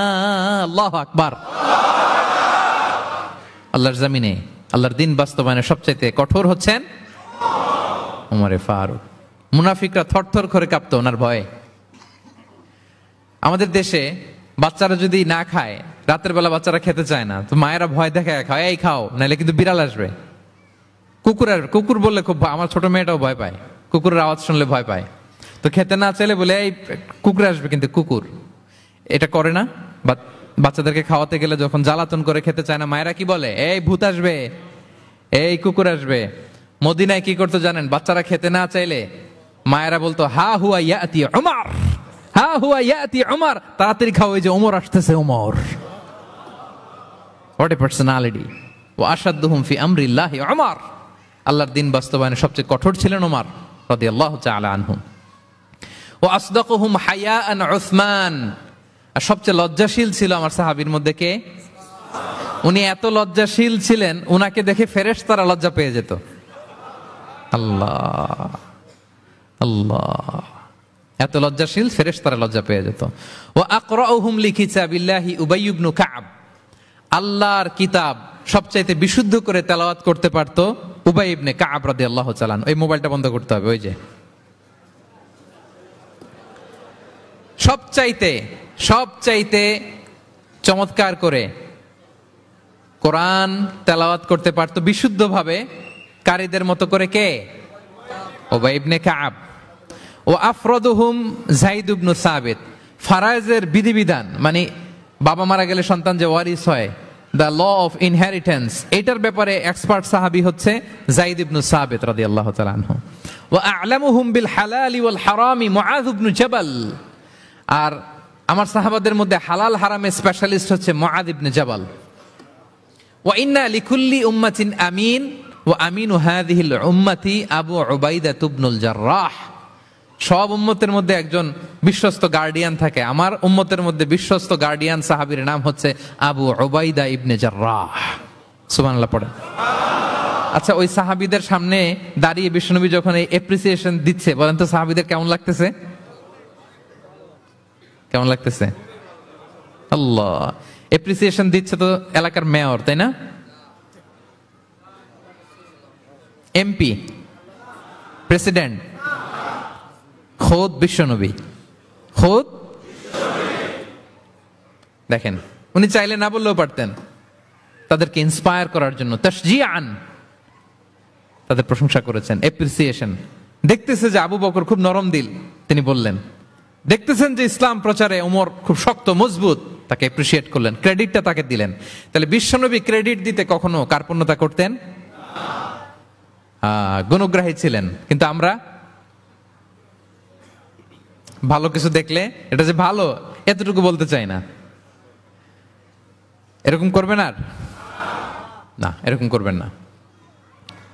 সাহাবীদের মধ্যে সবচেয়ে সুরেলা গলার সাহাবী ছিলেন আবু মুসা আল-আশআরী রাদিয়াল্লাহু তাআলা আনহু। একদিন তিনি আবু মুসাকে বলেন, আবু মুসা তুমি যে রাতে তেলাওয়াত করো আমি কিন্তু শুনি। ইয়া রাসূলুল্লাহ আপনি কি করে শুনেন? আমার বাড়ি কই, আপনি থাকেন কই? বলতেছে গত রাতে তুমি সূরা কাহাফ তেলাওয়াত করছো না? বলছে জি করছি তো। আপনি কিভাবে শুনলেন? বলতেছে তোমার ঘরের পাশ দিয়ে যাচ্ছিলাম, এত সুন্দর করে তুমি তেলাওয়াত করতেছো আবু মুসা, লাকাত উতিতা মিজমারান মিন মাযামিরি আলি দাউদ। আল্লাহ তাআলা দাউদ আলাইহিস সালামের গলায় যে সুরের ঝংকার দিয়েছেন, আমার সাহাবীদের মধ্যে আল্লাহ তোমার গলায় ওই সুরের ঝংকার ঢুকাইয়া দিয়েছে। বলেন বিশ্বনবীর কাছ থেকে যখন উনি এটা শুনছেন ওনার কেমন লাগছিল? হ্যাঁ, how does he feel that time? মানে ফিলিংসটা কেমন লাগছে? হ্যাঁ, আমাদেরকে তো একজন বড় কেউ প্রশংসা করলে আমরা কত খুশি হয়ে যাই। বিশ্বনবী স্বয়ং প্রশংসা করেছেন, সুবহানাল্লাহ। দেখেন প্রিয় ভাইরা, বিষ্ণু ইসা ইসলাম শুধু মুমিনদেরকে, মুসলিমদেরকে যদি এটা করতেন তাহলে একটা কথা ছিল, পানি পানি থাক, 1 ঘন্টার জন্য একটু কষ্ট করতে হবে। আমি পানি না খেয়ে কথা বলতেছি না, একটু কষ্ট করেন। এই পানি, এই চানাচুর, বিস্কিট দেওয়া শুরু করলে আলোচনার ফ্লো নষ্ট হয়ে যায়। পানিটা থাক, একটু পরে আমরা পানি খাবো ইনশাল্লাহ। আমার দিকে তাকান, আমার দিকে তাকান। ওই যে আরেকজন দায়িত্ব পালন করতেছে মোবাইল নিয়ে, আমার দিকে তাকান। আমরা তো আমার দলের বাইরে কেউ ভালো কিছু করলে বলি না। বিষ্ণু ইসা ইসলাম ইহুদির প্রশংসা করেছেন। আপনি আছেন কই মিয়া? ইহুদি উহুদের যুদ্ধে বিষ্ণু ইসা ইসলামের সাথে মদিনার যে ইহুদিরা, তাদের কন্ট্রাক্ট ছিল মদিনা কেউ অ্যাটাক করলে সবাই মিলে মদিনাকে রক্ষা করবে। কিন্তু কুরাইশরা আক্রমণ করলো, এখন আর কেউ বেরোয় না। বনু কাইনুকা, বনু নদীর, বনু কুরাইজা কেউ আর যায় না, কেউ যায় না। বিশ্বনবী কি করবেন? নিজেই বেরোলেন সাহাবাদেরকে নিয়ে। মাঝপথে আবার মুনাফিকরা ফিরে গেল, কোনো ইহুদি যায় নাই, কথা রাখে নাই, একজন ইহুদি ছাড়া। তার নাম মুখাইরিক। তার নাম কি? মুখাইরিক। অন্য ইহুদিদেরকে বলতেছে, এই ইহুদিরা তোমরা না মুহাম্মাদের সাথে চুক্তি করেছো মদিনায় অ্যাটাক হলে সবাই মদিনাকে সেভ করবা, তোমরা যাও আর না যাও আমি যাব, আমি আমার কথা রাখবো, আমার কথার দাম আছে। এবং সে বলল আমি যদি এই যুদ্ধে নিহত হই আমার সম্পদের মালিক হয়ে যাবে মুহাম্মদ, আমার কোনো ছেলে মেয়ে পাবে না। মুখাইরিক বীর দর্পে ঘোড়া হাঁকিয়ে উহুদের ময়দানে যুদ্ধে গেল মুহাম্মদ সাল্লাল্লাহু আলাইহি ওয়াসাল্লামের পক্ষে, কুরাইশদের বিপক্ষে। বীর দর্পে যুদ্ধ করতে করতে সে নিহত হলো। যুদ্ধ শেষে শহীদ সাহাবাদের লাশ যখন বিষ্ণু ইসা ইসলামের সাথে আনা হলো, কাছে আনা হলো, মুখাইরিকের লাশও আনা হলো। মুখাইরিক তো মুমিন ছিল না, কি ছিল? সাহাবারা বলে, ইয়া রাসূলুল্লাহ মুখাইরিক আপনার পক্ষে লড়াই করে নিহত হয়েছে। বিষ্ণু ইসা ইসলাম অনেকক্ষণ মুখাইরিকের দিকে তাকিয়ে রইলেন আর বললেন, মুখাইরিক খায়রু ইয়াহুদ, Mukhayriq is the best of the Jewish. ইহুদিদের মধ্যে সর্বশ্রেষ্ঠ জুইশ হচ্ছে মুখাইরিক। পড়েন আল্লাহু আকবার। Appreciation, giving credit to others. Mukhayriq হচ্ছে the best of the Jewish, জুইশদের মধ্যে সবচেয়ে শ্রেষ্ঠ মানুষ হচ্ছে মুখাইরিক। সে কথা রেখেছে। চিন্তা করেন, অমুসলিম ইহুদি, তারপরেও তার যে ভালো গুণ এটা স্বীকার করতে বিশ্বনবী কার্পণ্যবোধ করেন, ক্রেডিট দিতে কোনো দেরি করেন। তাহলে এই যে অ্যাডমায়ার করি না আমরা, কাউকে প্রেজ করি না, প্রশংসা করি না, এটা বাজে অভ্যাস। এটা থেকে আমাদের বেরিয়ে আসতে, ভালো করলে ভালোকে ভালো বলবেন, সাদাকে কালোকে, ভালোকে মন্দকে বলবেন, অ্যাপ্রিসিয়েট করবেন। আপনার ছেলে একটা ভালো কাজ করেছে, অ্যাপ্রিসিয়েট করেন, বলেন যে মাশাআল্লাহ তুমি সুন্দর কাজ করছো। একটা সূরা মুখস্থ করছে, ঠিক আছে তোমাকে বাইরে আউটিং এ নিয়ে যাব, ওখানে আমরা ডাইনিং করব। হ্যাঁ, ভাবি সুন্দর করে একটা কিছু রান্না করছে, অ্যাপ্রিসিয়েট করবেন। আজকে কি সব ভাবির পক্ষে হয়ে যাচ্ছে নাকি ভাবিদের পক্ষে? ঘুরে ফিরে ভাবিদের পক্ষে চলে যাচ্ছে কথাবার্তা বেশি। এটা বাস্তবতা। আপনার স্ত্রী যদি আপনার জন্য ভালো কিছু রান্না করে, ভালো লাগলে আপনি বলবেন যে খুব ভালো হয়েছে আজকের রান্নাটা। অনেকে আছে যে তার ওয়াইফ অনেক চমৎকার করে রান্না করছে কিন্তু সে কোনোদিন মুখ খুলে কিছু বলে না, এরকম আছে না নাই? এমনটা করবেন না। এবং অনেক হাজবেন্ড হয়তো স্ত্রীর জন্য অনেক কিছু করে, গিফট এনে দেয়, অনেক স্ট্রাগল করে, অনেক কিছু করে, কিন্তু স্ত্রী মুখ ফুটে হাজবেন্ডকে বলে না। এটা বলবেন, মুখ ফুটে বলবেন আজকে থেকে, এপ্রিসিয়েট করবেন, ভালো দেখলে এটা ভালো বলবেন, ক্রেডিট দিবেন। আমার ক্যাপটাউনের ভাইরা, পারা যাবে? কয়টা গেল? 1 নম্বরে, 2 নম্বরে মুচকি আসে, 3 নম্বরে, 4 নম্বরে অ্যাপ্রিসিয়েশন। আচ্ছা, 5 নম্বরে, 5 নাম্বার হচ্ছে কল্যাণ কামনা করা, অন্যের ওয়েল উইশিং, অন্যের কল্যাণ কামনা করা সব সময়, থাকলেও, সামনে থাকলেও, না থাকলেও কল্যাণ কামনা করা। অনেকে সামনে সামনে অনেক ভালো, ভাই আপনি যে কত ভালো মানুষ, আপনারা ছাড়া আমার চলেই না, আপনি মানে অনেক ভালো, এই এলাকায় আপনার মতো ভালো মানুষ আর নাই। মানে সামনে আপনি অনেক ভালো, আপনি দাতা, আপনি সমাজসেবক, আপনি শ্রেষ্ঠ মানুষ, কিন্তু দূরে চলে গেলে আর নাই, তার বদনাম, তার ব্যাপারে অন্যদের কান ভারী করে, আরে উনি তো এমন একটা লোক, বুঝছেন কি আর বলবো, বইলে আর লাভ নাই, পারি না ভাই ওনার সাথে, আর পারা যায় না, এরকম আছে না নাই? তার মানে সামনে সামনে খুব আপনি ভালো ভালো বললেন, কিন্তু সে যখন অনুপস্থিত তখন না। এটা তো শুভকামনা হয় না, এটা হয়েছে মুমিনদের শুভকামনা উপস্থিত অবস্থাতেও অনুপস্থিত অবস্থাতেও। আলহামদুলিল্লাহ বলেন। এজন্য বিষ্ণু বলেন দ্বীন ও আন-নাসিহা, দিন হচ্ছে আন-নাসিহা মানে কল্যাণ কামিতা, দিন মানে কল্যাণ কামিতা, সবার জন্য আপনি গুড উইশ করবেন, কল্যাণ কামনা করবেন, ওয়েল উইশিং করবেন, শুভকামনা জানাবেন, সামনে থাকলেও দূরে থাকলেও। বিষ্ণু সাল্লাল্লাহু আলাইহি ওয়াসাল্লাম বলেন লিল মুমিনি আলাল মুমিনি সিত্তু খিসাল, এক মুমিনের উপর আরেক মুমিনের 6টা দায়িত্ব, এর মধ্যে একটা হচ্ছে ওয়া ইয়ানসাহু লাহু ইযা গাবা আও শাহিদা, সে তার শুভকামনা করবে, উপস্থিত থাকলেও করবে, অনুপস্থিত থাকলেও করবে। সুবহানাল্লাহ পড়েন। সামনেও যেমনি করবেন, দূরে গেলেও করবেন। অন্যের জন্য শুভ কামনা করলে এটা ফিরে নিজের দিকে আসে, এটা খেয়াল রাখেন। এটা একটা লাইফ হ্যাকস শেয়ার করতেছি, আজীবন কাজে লাগবে। অন্যের জন্য যেটাই ভালো কামনা করবেন এটা ঘুরে আপনার দিকে আসবে। অনেকে বলে হুজুর ওর জন্য দোয়া করে আমার কি লাভ? নিজের জন্য আল্লাহ আমারে মাফ করে দাও, আল্লাহ আমারে সমৃদ্ধি দাও, আল্লাহ আমার বেতন বাড়াও, আল্লাহ আমার ব্যবসায় বরকত দাও, আল্লাহ আমার ছেলেরা হাফেজ বানাও, আল্লাহ আমার বউ, আল্লাহ আমার মেয়ে, আল্লাহ আমার আমার আমার সব আমার ভালো আপনি চাচ্ছেন নিজের জন্য, অন্যদের জন্যও চান। আল্লাহ আমার সব ভাইদেরকে মাফ করো, আল্লাহ আল্লাহ আমার গোটা মুসলিম উম্মাকে তুমি বরকত দাও, কল্যাণ দাও, নেতৃত্বে আসার তৌফিক দাও, আল্লাহ সবাইকে সুস্বাস্থ্য দাও। এটা ফিরে আপনার দিকে আসবে। অন্যের জন্য শুভকামনা বহুগুণ বৃদ্ধি হয়ে নিজের দিকে রিটার্ন করে। বিষ্ণু সাল্লাল্লাহু এটাই বলেছেন মা মিন আবদিন মুসলিমিন ইয়াদউ লিআখিহি বিযাহরিল গায়বি ইল্লা ক্বালা লাহুল মালাকু ওয়া লাকা বিমিসলিন। কেউ যদি তার ভাইয়ের অনুপস্থিতি তার ভাইয়ের জন্য দোয়া করে, ফেরেশতারা ওই দোয়াটা তার জন্য আগে আগে করে। আল্লাহ, তাহলে অন্যের জন্য শুভকামনা করলে, দোয়া করলে লাভ না লস? ধরেন আমি মোশাররফ ভাইয়ের জন্য দোয়া করলাম যে আল্লাহ মোশাররফ ভাইকে তুমি সুস্থ করে দাও, তখন ফেরেশতারা বলে আল্লাহ যিনি দোয়া করতেছে তার যদি কোনো রোগ বালাই থাকে আগে তারে সুস্থ করে দাও। ধরেন আমি বেলায়েত ভাইয়ের জন্য দোয়া করতেছি আল্লাহ বেলায়েত ভাইয়ের এই সমস্যা আল্লাহ তুমি দূর করে দাও, ফেরেশতারা বলবে আল্লাহ যিনি দোয়া করতেছে তার যদি এই সমস্যা থাকে আগে তারে এটা দূর করে দাও। ধরেন আমি দোয়া করলাম আল্লাহ আমার এই ভাই, আল্লাহ সে গরিব, তার অর্থের বড্ড অভাব, দারিদ্রতা, আল্লাহ তুমি আমার ভাইয়ের দারিদ্রতা দূর করো। ফেরেশতারা বলে ওয়ালাকা বিমিসলিন, তোমার জন্য এটা, মানে আল্লাহ যিনি দোয়া করতেছে তার যদি অর্থের প্রয়োজন থাকে আগে তার দারিদ্রতা দূর করে দাও। তাহলে বলেন তো অন্যের জন্য দোয়া করলে লাভ না লস? অন্যের জন্য ভালো দোয়া করলে এটা নিজের দিকে আসে। কিসের দিকে আসে? তাহলে শুভ কামনা 5 নম্বরে কি? আচ্ছা 10টার মধ্যে কয়টা বলে ফেলছি? ক্লান্ত হচ্ছেন না তো আপনারা?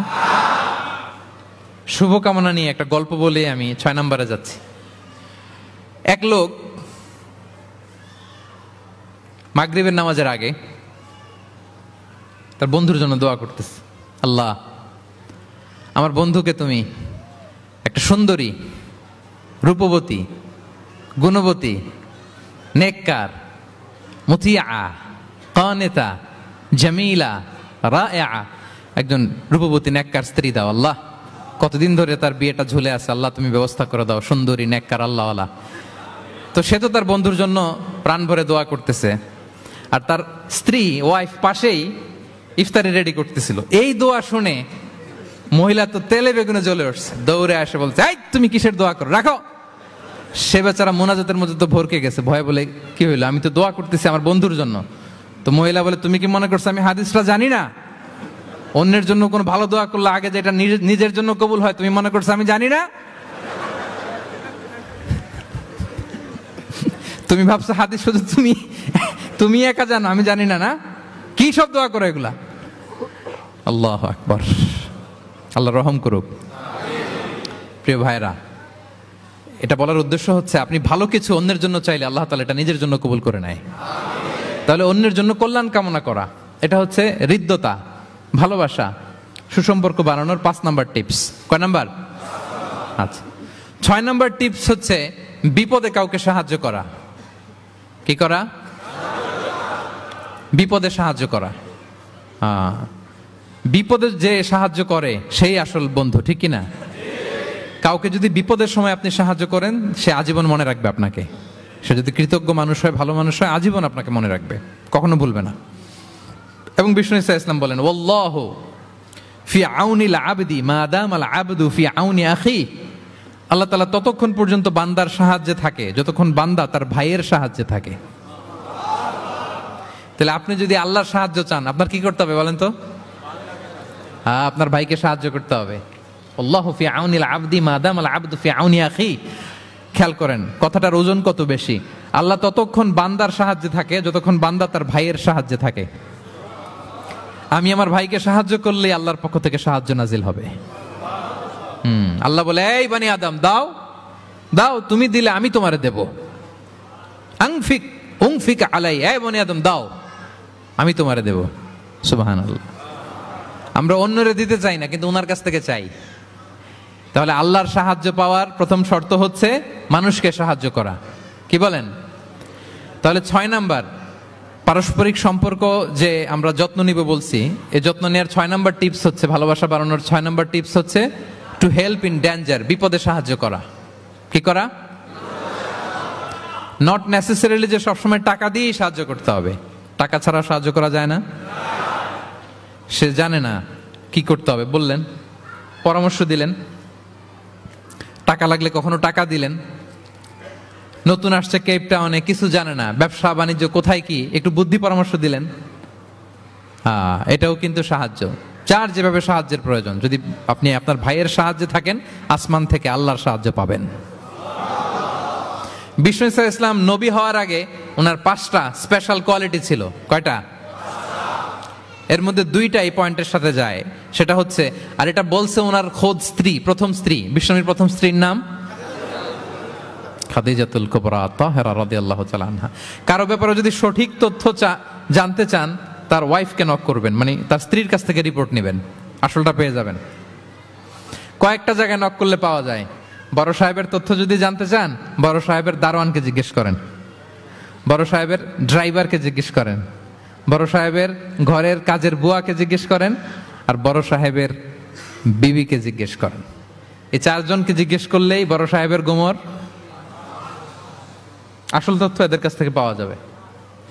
বিষ্ণু ইসলামের স্ত্রী আম্মাজান খাদিজা বলেন, বিষ্ণু ইসলামের 5টা গুণ ছিল নবী হওয়ার আগেই। এর মধ্যে একটা হচ্ছে ওয়া তাহমিলুল কাল্লা, তিনি মানুষের বোঝা বইয়ে দিতেন। সুবহানাল্লাহ পড়বেন না? একজন লাকড়ি নিয়ে যাচ্ছে, ভারী, পিঠ কুঁজো হয়ে যাচ্ছে ব্যথায়, বিশ্বনবী নিজের কাঁধে নিয়ে ওটা বহন করে দিতেন। ওয়া তাকসিবুল মা'দুমা, অন্যের জন্য উপার্জন করতেন, নিজে ছাগল চড়ায় ওই টাকাগুলো যারা খেতে পায় না তাদের হাতে তুলে দিতেন। মা বা'আসাল্লাহু নাবিয়্যান ইল্লা রাআল গানাম, পৃথিবীতে এমন কোন নবী নাই যে নবীরা ছাগল চড়ায় নাই। সাহাবারা বললেন, ওয়া আনতা ইয়া রাসূলুল্লাহ, হে নবী আপনিও? বিষ্ণু বলেন, কুনতু আরআহা লিকারারিত লিআহলি মক্কা, আমি অল্প কিছু কিরাত, মানে অল্প কিছু পয়সার বিনিময়ে মক্কার লোকদের ছাগল চড়াই দিতাম। He started his first career as a shepherd, রাখাল হিসেবে ক্যারিয়ার শুরু করছিলেন, ইনকামের রাস্তা। আর আমরা কাজ ভাগাভাগি করে, এটা ছোট কাজ, এটা করব না, ওইটা করব না। বিষ্ণু ইসলাম ছাগল চড়াতেন মরুভূমিতে, এবং এই উপার্জিত টাকাটা সুবিধা বঞ্চিত মানুষের হাতে তুলে দিতেন। চিন্তা করেন কি মানসিকতা ছিল বিশ্বনবীর। তাহলে আপনি যদি কারোর সাথে হৃদ্যতা বাড়াতে চান, বিপদে এগিয়ে আসবেন, সাহায্য করবেন। তাহলে 6 নাম্বার হচ্ছে টু হেল্প ইন ডেঞ্জার। কেউ বিপদে পড়লে তার to extend hour helping hand to others, আমরা সাহায্যের হাত বাড়িয়ে দিব। পারা যাবে তো ইনশাআল্লাহ? কয়টা গেল? 7 নাম্বার হচ্ছে ভিজিটিং সিক, অসুস্থ ব্যক্তিকে ভিজিট করা। এটা অনেক বড় সওয়াবের কাজ এবং এতে আপনার হৃদ্যতা বাড়বে, ওই লোক আপনাকে মনে রাখবে। বিষ্ণু ঈসা ইসলাম উনি সকালবেলা রেগুলারলি 2টা কাজ করতেন। এক হচ্ছে মদিনার বাজার ভিজিট করতে যেতেন রাফলি 10টা সাড়ে 10টার দিকে, আর ওই টাইমে উনি মদিনায় যদি কেউ অসুস্থ থাকতো তার বাসায় ভিজিট করতে যেতেন। আপনারা অসুস্থকে দেখতে জানতো না? যাবেন। বিষ্ণু ঈসা ইসলাম কোনো অসুস্থের কাছে গেলে তার মাথায় হাত দিয়ে দোয়া পড়তেন। তিনি পড়তেন আল্লাহ আযহিবিন নাস, আল্লাহুম্মা রাব্বান নাস আযহিবিল বাস ইশফি আনতা শাফি লা শিফা ইল্লা শিফাউক শিফাআন লা ইগাদিরু সাকমা। রোগীর মাথায় হাত দিয়ে তিনি বলতেন, হে মানুষের রব, তার রোগ তার কষ্ট দূর করেন, তাকে শিফা নসিব করেন, এমন শিফা দেন যে শিফার পরে আর সে রোগাক্রান্ত হবে না। বিষ্ণু ঈসা ইসলামের এক খাদেম ছিল মদিনায়, ছোট্ট বালক, কিন্তু ধর্মে ইহুদি, ধর্মে নন মুসলিমদের সাথে how should be our relationship to the people of different faith, এটা নিয়ে আমার লম্বা লেকচার আছে, শুনবেন। লম্বা, আমি একাডেমিক ওয়েতে আলোচনা করেছি, আমার ইউটিউব চ্যানেলে গেলে পাবেন। মদিনাতে এক ছোট্ট ইহুদি বালক বিষ্ণু ঈসা ইসলামের খেদমত করত, এটা সেটা এগিয়ে দিত। বিষ্ণু ঈসা ইসলাম কোনো কাজ থাকলে তাকে অ্যাসাইন করতেন, অ্যাপয়েন্ট করতেন, দিতেন। কিন্তু অনেক দিন হয় ছেলেটা আসে না। বিষ্ণু খুঁজলেন ওই ইহুদি বালকটা কোথায়। সাহাবারা বলল, ইয়া রাসূলুল্লাহ, সে তো অসুস্থ। সে কি? সে তো অসুস্থ। সহিহ বুখারীর বর্ণনা। শুনেই বিষ্ণু ইসলাম তার বাড়িতে গেলেন। কার বাড়িতে? ইহুদির বাড়ি। আমরা মনে করছি শুধু মুসলিম অসুস্থ হইলেই বোধহয় দেখতে যাইতে হবে, এরকম আমরা ধারণা করে নিছি। না, অসুস্থ হলে সেবা শুশ্রূষা করা, দেখতে যাওয়া, এটা মুসলিম অমুসলিমের সাথে সম্পর্ক না। যে কোনো ধর্মের, যে কোনো বর্ণের, যে কোনো চিন্তার অসুস্থ হইলেই আপনার নেইবার, এদিকে খ্রিস্টান যাবেন, এদিকে জুইশ যাবেন। ভিজিটিং সিক ফর অল, সবার জন্য এটা। বিষ্ণু ঈসা ইসলাম গেলেন, যে তার পাশে, মাথার পাশে বসলেন। বসে তিনি বললেন, ইয়া গোলাম আসলিম, হে বালক, তুমি ইসলাম ধর্ম গ্রহণ করো। এতদিন খেদমত করছে, বলে নাই। অনেকদিন খেদমত করছে, একদিনও বলে নাই। একদিনও, আজকে বলতেছে। দেখেন, বিষ্ণু ঈসা ইসলাম প্রপার টাইমিং এর অপেক্ষা করতেন সবকিছুর। আমরা অনেক সময় টাইমিং বুঝি না, কখন কি বলতে হয়, কখন কি করতে হয়, কতটুকু বলতে হয়, কোথায় যে থামতে হয়, এই কমন সেন্সটা অনেকের নাই। হ্যাঁ, আমি তো হিন্দুদেরকে পাইলে ইসলামের কথা বলিই না, আমি যে তুমি শাহাদা পড়ো, এটা কখনো বলি না। আমি ইসলামের বিউটি শুধু তুলে ধরি, যে এটা এমন, এটা এমন, কিন্তু তুমি শাহাদা পড়ো এটা বলি নাই। কত লোক যে আমার কাছে আসছে শাহাদা পড়ার জন্য, হিসাব নাই, হিসাব নাই। এখন তো পাবলিকলি করি না কিছু ইস্যুর কারণে, কারণ প্রপার টাইমিং লাগবে। এতদিন খেদমত করলো বিশ্বনবী, একদিনও তাকে শাহাদা পড়তে বলে নাই, আজকে বলতেছে। Proper timing.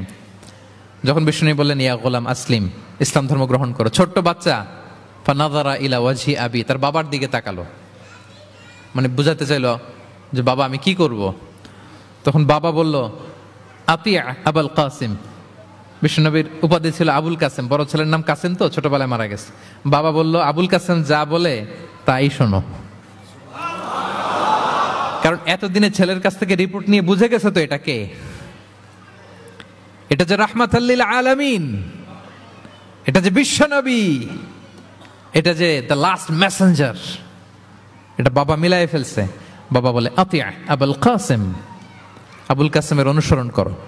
বিষ্ণু বললেন, পড়ো আশহাদু আল্লা ইলাহা ইল্লাল্লাহ ওয়া আশহাদু আন্না মুহাম্মাদান আবদুহু ওয়া রাসূলুহু। ছোট্ট বাচ্চাটা পড়তে আরম্ভ করলো, আশহাদু আল্লা ইলাহা ইল্লাল্লাহ ওয়া আশহাদু আন্না মুহাম্মাদান আবদুহু ওয়া রাসূলুহু। মৃত্যুর আগে সে শাহাদা পড়ে ফেললো। বিষ্ণু বললেন, আলহামদুলিল্লাহ, আলহামদুলিল্লাহিল্লাযী আনকাযাহু মিনান নার। প্রশংসা সে আল্লাহর যে একটু আগে জাহান্নামী হওয়ার কথা ছিল যার, তাকে মুহূর্তের মধ্যে জান্নাতি বানায় দিলেন। ভিজিটিং সিক্স, অসুস্থকে দেখতে যাওয়া শুধু মুসলমান হলে দেখতে যাবেন নাকি? যে কোনো ধর্মের দেখতে যাবেন, হৃদ্যতা বাড়বে। একদিন বিশ্বনবী সাহাবাদেরকে বললেন, আজকে রোজা রেখেছো কে? নফল রোজা? আবু বকর রাদিয়াল্লাহু তাআলা আনহু হাত তুলে বললেন, আমি। বিশ্বনবী আবার জিজ্ঞেস করলেন, আজকে কোনো মিসকিনকে খাবার খাইয়েছো কে? আবু বকর রাদিয়াল্লাহু বললেন, আমি। বিশ্বনবী আবার বললেন, আজকে কোনো জানাজায় শরীক হয়েছে এমন কেউ আছে? আবু বকর বললেন, আমি। বিশ্বনবী বললেন, আজকে কোনো অসুস্থকে ভিজিট করে আসছো এরকম কি কেউ আছে? আবু বকর বললেন, আমি। বিশ্বনবী বললেন, মাজতামা'না ফি ইমরিইন ইল্লা দাখালাল জান্নাহ। এতগুলো গুণ যদি একটা ব্যক্তির মধ্যে থাকে, ওই ব্যক্তি তো জান্নাতি না হয়ে পারে না। ভিজিটিং সিক, অসুস্থকে দেখতে যাওয়া, যদি এটা করেন তাহলে আপনাদের পারস্পরিক হৃদ্যতা, ভালোবাসা বাড়বে। এবং এটা জাতি, ধর্ম, বর্ণ নির্বিশেষে যে কোনো লোক অসুস্থ হলে আমরা ভিজিট করতে পারি। যাবেন, কিছু গিফট নিয়ে যাবেন, কমলা নিয়ে যাবেন। সাউথ আফ্রিকাতে তো দেখি আমি একেবারে ফ্রেশ ফ্রুট, সুবহানাল্লাহ। আমি যেখানেই গেছি কোনো ফরমালিন নাই, তাজা, টাটকা, ফ্রেশ, এত সুন্দর স্মেল, এত সুন্দর টেস্ট এটার, আলহামদুলিল্লাহ। বস্তা ভরে ফল নিয়ে দেখতে যাবেন, পারা যাবে তো? 7 নম্বরে কি ছিল ভুলে গেছি, ভিজিটিং 6, অসুস্থকে দেখতে যাওয়া। পারবেন? কয়টা হইল? আর বাকি রইল কয়টা? কষ্ট হচ্ছে? মনোযোগ আছে না গেছে? তাকবীর পড়ুন, আল্লাহু আকবার।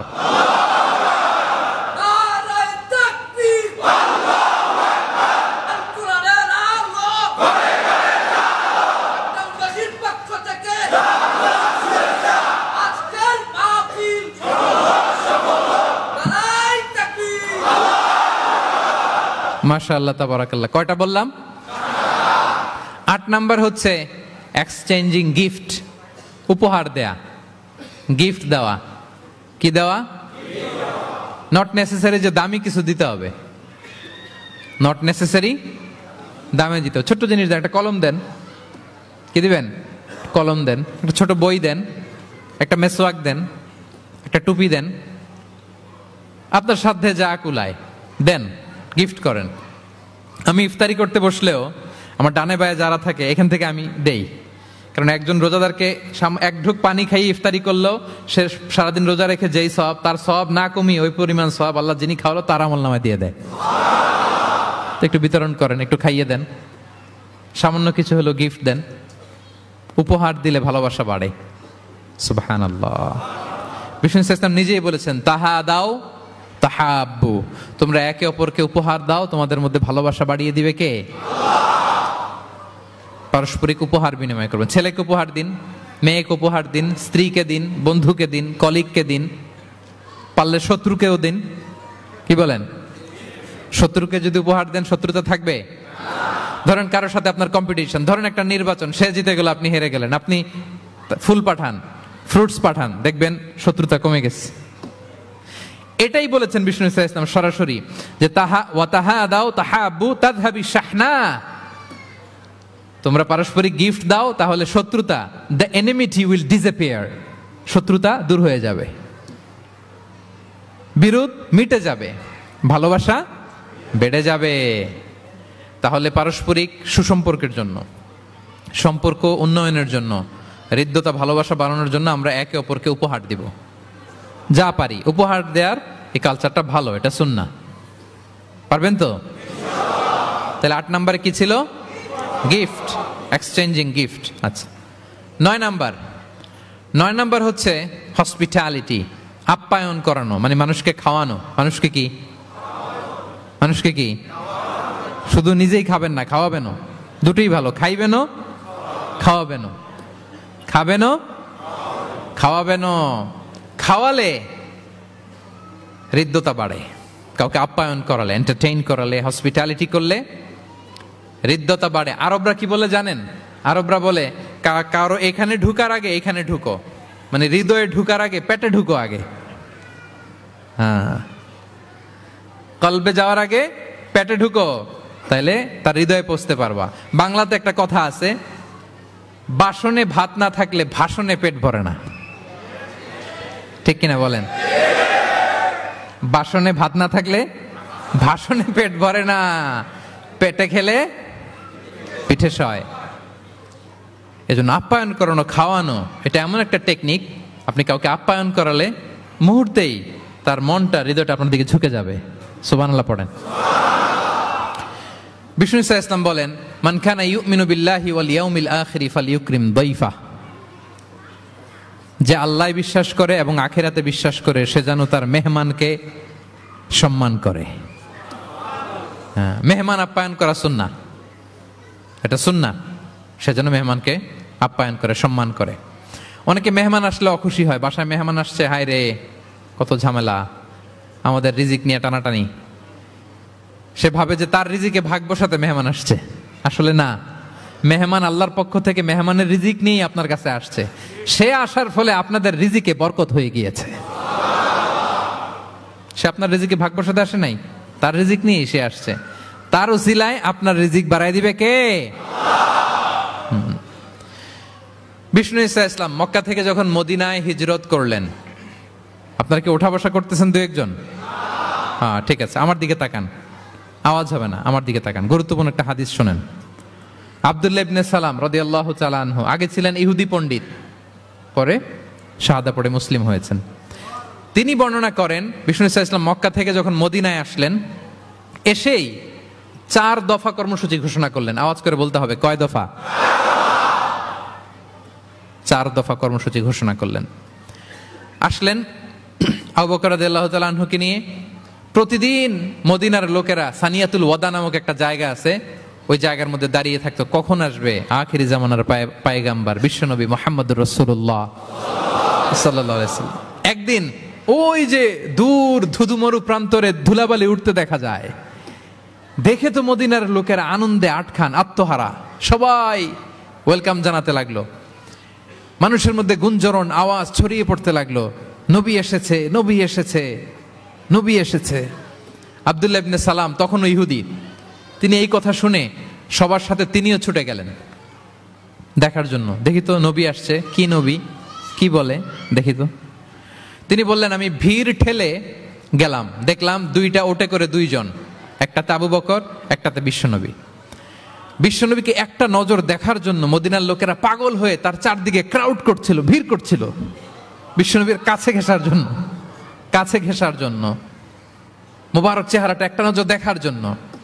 আব্দুল্লাহ ইবনে সালাম বলেন, আমিও মানুষ ঠেলে, ধুলাবালি উঠতেছে শুধু, দেখতে পাই না, মানুষ ঠেলে একবার তার দিকে তাকালাম। যখন আমি তার দিকে নজর করলাম, ফালাম্মা নাযারতু ফাআরাফতু আন্না ওয়াজহাহু লাইসা বিওয়াজহিন কাযাব, আমি তার চেহারা দেখে বুঝতে পারলাম এ চেহারা কোনো মিথ্যাবাদীর চেহারা হতে পারে না। আল্লাহ, না জানি কত নুরানি ছিল বিশ্বনবীর চেহারা। বিশ্বনবীর কথা তো অনেক পরে, অনেকে চেহারা দেখেই শাহাদা পড়ে মুসলমান হয়েছে। একটা নূরের জ্যোতি বিশ্বনবীর চেহারা মোবারক থেকে সবসময় স্পার্ক করত। আল্লাহু আকবার। হেরা হতে হেলে দুলে নুরানি তনু ওকে আসে হায়, সারা দুনিয়ার হেরে মেরে পর্দা খুলে খুলে যাই, সে যে আমার কমলিওয়ালা কমলিওয়ালা, সে যে আমার কমলিওয়ালা কমলিওয়ালা। তার ভাবে বিভোল রাঙ্গা পায়ের তলে, পর্বত জঙ্গম টল মল টলে, তার ভাবে বিভোল রাঙ্গা পায়ের তলে, পর্বত জঙ্গম টল মল টলে, খুরমা খেজুর বাদাম জাফরানি ফুল ঝরে ঝরে যায়, সে যে আমার কমলিওয়ালা কমলিওয়ালা, সে যে আমার হেরা হতে হেলে দুলে নুরানি তনু ওকে আসে হায়, সারা দুনিয়ার হেরে মেরে পর্দা খুলে খুলে যাই, সে যে আমার কমলিওয়ালা কমলিওয়ালা, সে যে আমার কমলিওয়ালা কমলিওয়ালা। আল্লাহু আকবার পড়েন। ফালাম্মা নাযারতু ইলা ওয়াজহিহি আরাফতু আন্না ওয়াজহাহু লাইসা বিওয়াজহিন কাযাব। আব্দুল্লাহ ইবনে সালাম বলেন, মানুষের ভিড় ঠেলে আমি যখন বিশ্বনবীর চেহারাটা দেখলাম, আমার মন বলে দিল এ চেহারা কোনো মিথ্যাবাদীর চেহারা হতে পারে। বিশ্বনবী মানুষের ভিড় দেখে ছোট্ট একটা ভাষণ দিলেন। তিনি বললেন, আইয়ুহান্নাস, ওহে মানব সকল।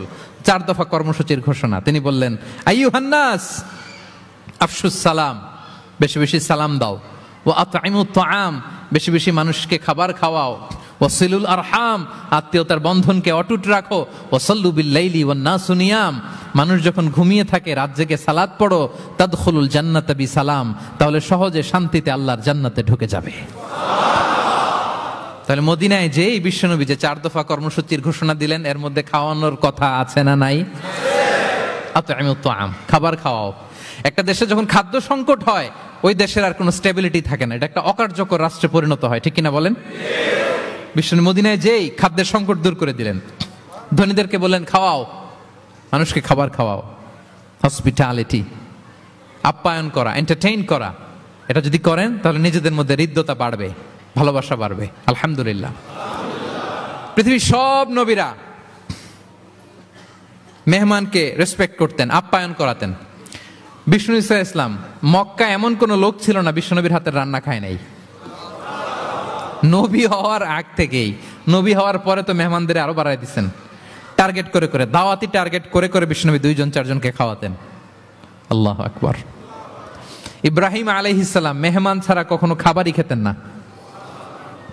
ওনার দ্বিতীয় ছেলে যখন দুনিয়ায় আসবে, ইসহাক আলাইহিস সালাম, তার সুসংবাদ নিয়ে যখন ফেরেশতারা আসছিল, উনি একটা আস্ত গরুর বাছুর ভুনা করে ফেরেশতাদের সামনে হাজির করেছিলেন। আনজা আবি ইজলিন হানিফ, কোরআনে এসেছে কাবাব করা ভুনা গরুর বাচ্চা। আল্লাহু আকবার। কারণ তিনি তখন বুঝতে পারেন না যেটা ফেরেশতা, মানুষের সূরাতে এসেছিল, তো দিলেন, প্রেজেন্ট করলেন একটা আস্ত গরুর বাছুর কাবাব করা। আল্লাহু আকবার। তাহলে সম্পর্ক বিল্ড আপ করার 9 নম্বর পদ্ধতি কি ছিল? হ্যাঁ, মেহমানদারি, আপ্যায়ন, হসপিটালিটি। মনে থাকবে? ইনশাল্লাহ নাই এবার, ডবল ইনশাআল্লাহ। মাশাআল্লাহ। আমার কেপটাউনের ভাইরা তো আলহামদুলিল্লাহ, আল্লাহ তাআলা অনেক সমৃদ্ধি দিয়েছে, আরো দেখ। কৃপণতা করবেন না, কৃপণদের আল্লাহ পছন্দ করে না, কৃপণদের আল্লাহ পছন্দ করে না। হাত উজাড় করে দিবেন, উপর থেকে উজাড় করে আপনাকে দিবে কে? হসপিটালিটি, মেহমানদারি করা, হৃদ্যতা বাড়ায়। কয়টা গেল? বাকি রইল কয়টা? 10 নম্বর। 10 নম্বর হচ্ছে রিকনসিলিয়েশন, সেটেলমেন্ট, মিলিয়ে দেয়া, যেটা দিয়ে আয়াত শুরু করেছি। 2 জন ঝগড়া লাগছে, দূর থেকে লাগাই দিব আমরা, নাকি? অনেকে কিন্তু দূর থেকে মজা নেয়, ওই যে এটা লাগছে 2টা আরো লাগুক, আরেকটু হাতাহাতি, ঘুষাঘুষি, কিলাকিলি, মারামারি, মামলা হামলা, আছে না নাই? দূর থেকে অনেকে কি নেয়? মজা নেয়। এটা মুনাফিকের আলামত, এটা করবেন না। বরং আপনি মিলিয়ে দেওয়ার চেষ্টা করবেন। কয়েকটা জায়গায় মিথ্যা বলাও যায় যাচ্ছে, এর মধ্যে একটা হচ্ছে মিলায়া দেয়া। একদিন বললেন, ভাই উনি তো আপনার ব্যাপারে খুব চমৎকার একটা কথা বললো। আমার ব্যাপারে? এই লোক কি বলছে, কি বলেন তো, কি বললো? তখন আপনি বললেন, আরে এই তো উনি তো বলতেছে আপনি নাকি এরকম খুব ভালো, এই সেই। সে তো খুশিতে বাকবাকু, বাহ, আমি তো এতদিন এটারে খারাপ মনে করছিলাম, এত ঝগড়াঝাটি, বাইরে বাইরে আমার প্রশংসা করে, আলহামদুলিল্লাহ ভালো, দেখি কি হয়। ওরে যে আবার একদিন বললেন, আরে ভাই ওনার সাথে দেখা, কথা প্রসঙ্গ তো আপনার ব্যাপারে বলতে যে বললো আপনি নাকি এরকম করছিলেন, ভালো একটা কাজ। সে অবাক হয়ে যাবে, দেখবেন যে এরপরে 2 জনের যখন রাস্তায় দেখা হয়ে গেছে, একে অপরকে সালাম দিয়ে ফেলতেছে, হ্যাঁ, মুসাফা করে ফেলতেছে, কথা বলতেছে, কোন একটা ইস্যু ধরে তারা মিলে যাওয়ার চেষ্টা করতেছে। কারণ 2 জনের মধ্যে হৃদ্যতা আগে থেকেই তো, হৃদয়টা কোল ডাউন হয়ে আছে। ঠিক কিনা বলেন? আর এই মধ্যস্থতা করেছেন কে? আপনি। আপনি আপনি মধ্যস্থতা করছেন। রিকনসিলিয়েশন, মিলায়ে দিবেন। তাহলে ঝগড়া লাগলে আজকে থেকে আমরা কি করব? মিলায়ে দিব, সেটেলমেন্ট করে দিব। আল্লাহ বলেন, ফাত্তাকুল্লাহ ওয়া আসলিহু যাতা বাইনিকুম, আল্লাহরে ভয় করো আর নিজেদের মধ্যে বিবাদ বিরোধ হলে এটার উস্কে দিও না, মিলিয়ে দাও। কি করো? মিলিয়ে দাও। একটা অত্যন্ত জরুরি হাদিস বলছি, মনোযোগ দিয়ে শুনুন, এটা বলে শেষ করব। বিষ্ণু ইসলাম একবার সাহাবাদেরকে বলেন, আলা উখবিরুকুম বিআফদল মিন দারাজাতিস সিয়ামি ওয়াস সালাতি ওয়াস সাদাকা। সাহাবাদেরকে বলেন, ও সাহাবারা, নামাজের চেয়েও, রোজার চেয়েও, দান খয়রাতের চেয়েও একটা বড় ইবাদত আছে, এটা কি আমি কি তোমাদের বলবো না? সাহাবারা তো অবাক, নামাজের চেয়েও বড় ইবাদত, রোজার চেয়েও বড়, দানের চেয়েও বড়। ক্বালু বালা ইয়া রাসূলুল্লাহ। সাহাবারা বললেন, অবশ্যই হে নবী, হ্যাঁ আপনি বলেন সেটা কি? বিষ্ণু ইসলাম বললেন, ইসলাহু যাতিল বাইন, বিবাদমান দুই গ্রুপকে মাঝখান দিয়ে যে মিলিয়ে দেয়া। নামাজের চেয়েও বড়, রোজার চেয়েও, সাদাকার চেয়েও বড়, মিলাইয়া দেওয়া। আমরা মনে করি সেজদা দিতে দিতে কপালে দাগ ফেলে দিছি, এটাই তো বড় ইবাদত। এটা তো নিঃসন্দেহে বড় ইবাদত। আমরা মনে করি হজ করতে করতে শেষ করে ফেলতেছি, এটাই বড় ইবাদত। জিকির করতে করতে আমরা দিন রাত এক করে ফেলতেছি, এগুলো তো নিঃসন্দেহে ইবাদত। কিন্তু দুই ভাই, বিবাদমান দুই গ্রুপের মধ্যে আপনি যদি মিলিয়ে দেন, এগুলো নফল রোজা, নফল দান, নফল সালাতের চেয়েও বেশি সওয়াবের কাজ। পড়েন সুবহানাল্লাহ। তাহলে এখন পকেটে পকেটে যদি দুই গ্রুপকে লাগতে দেখেন, কি করবেন? তারা যাবে? এদিকে দুই চারজন উঠছেন কেন আপনারা? আমি কি এখনো উঠছি? ওয়াশরুমে যাবে না? আর 2 মিনিট বসেন বসেন। তাহলে বিবাদমান দুই পক্ষকে মিলিয়ে দেয়া অনেক বড় সওয়াবের কাজ। এবং বিষ্ণু ইসলাম নিজে এই কাজটা করতেন। আমার ক্যাপ্টেনের ভাইয়েরা মিলিয়ে দিতেন। সেই বুখারীতে একটা বাব আছে, বাবু কওলিল ইমাম ইযহাবু বিনা নুসলিহ বাইনাহুম। বিষ্ণু ইসলাম ঝগড়া দেখলেই বলতেন, ইযহাবু বিনা, আমাকে নিয়ে যাও, নুসলিহ বাইনাহুম, আমি মিলিয়ে দেব। কোবাপল্লীতে একবার দুই সাহাবীদের গ্রুপ ঝগড়া লাগছে।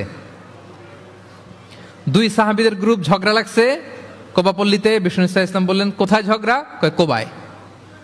বিষ্ণু বলেন, ইযহাবু বিনা, ঝামেলাকে আমারে নিয়ে যাও, নুসলিহ বাইনাহুম, আমি মিলাই দিব। সুবহানাল্লাহ। হি ওয়াজ এ ভেরি গুড মিডিয়েটর। মধ্যস্থতা করতেন পারতেন, চমৎকার বিশ্বনবী। বিবাদমান দুই পক্ষকে মিলিয়ে দিতেন। আউস খাজরাজের 100 বছরের যুদ্ধ বিশ্বনবী মিলাই দিয়েছেন। সুবহানাল্লাহ পড়েন। তাহলে মধ্যস্থতা করা যাবে? হ্যাঁ, মধ্যস্থতা করবেন, মিলিয়ে দিবেন, নাকি লাগাই দিবেন? আগুন লাগলে ঘি ঢালবেন, তেল ঢালবেন, কি ঢালবেন? মনে থাকবে? তাহলে যে আয়াত দিয়ে শুরু করেছিলাম সে আয়াত দিয়ে শেষ করি। ইন্নামাল মুমিনুনা ইখওয়া, বিশ্বাসীরা ভাই ভাই। ফাসলিহু বাইনা আখাওয়াইকুম, এই ভ্রাতৃত্বের মধ্যে বিবাদ হলে কি করো? মিলিয়ে দাও, কারণ তোমরা হচ্ছে ইখওয়াতুন ফিদ্দিন, দিনী ভাই। আর দিনী ভাইয়েরা এক দেহ এক প্রাণ, এক দেহ। ফাত্তাকুল্লাহ, আল্লাহকে ভয় করো। লাআল্লাকুম তুরহামুন, রহমতের বারিধারা নাজিল করবে কে? তাহলে সম্মানিত সুধী, আমাদের এই ভেঙে যাওয়া ভঙ্গুর সম্পর্কগুলোকে যেন আমরা জোড়া লাগাই। আমাদের পারস্পরিক হৃদ্যতা, ভালোবাসা, এগুলো বাড়ানোর জন্য ইসলামের দেয়া যে 10টা ফর্মুলা আজকে বলেছি, এগুলো যেন আমরা আমল করি। পারা যাবে? দেখি কয়জনের মনে আছে। 1 নাম্বার কি ছিল? 2 নাম্বার মুচকি হাসি। 3 number welcome. 4 number appreciation. 5 number শুভকামনা, ওয়েল উইশিং। 6 নাম্বার বিপদে সাহায্য করা, to help in danger. 7 number অসুস্থকে দেখতে যাও, visiting sick. 8 number exchanging gift, gift উপহার দেয়া। 9 নাম্বার হসপিটালিটি, মানে মেহমানদারি। 10 নাম্বার লাগায় দেওয়া, লাগিয়ে দেওয়া। মনে থাকবে? কয়দিন? সারা জীবন। আল্লাহ তাআলা আমাদের সম্পর্কগুলোকে মজবুত করুক।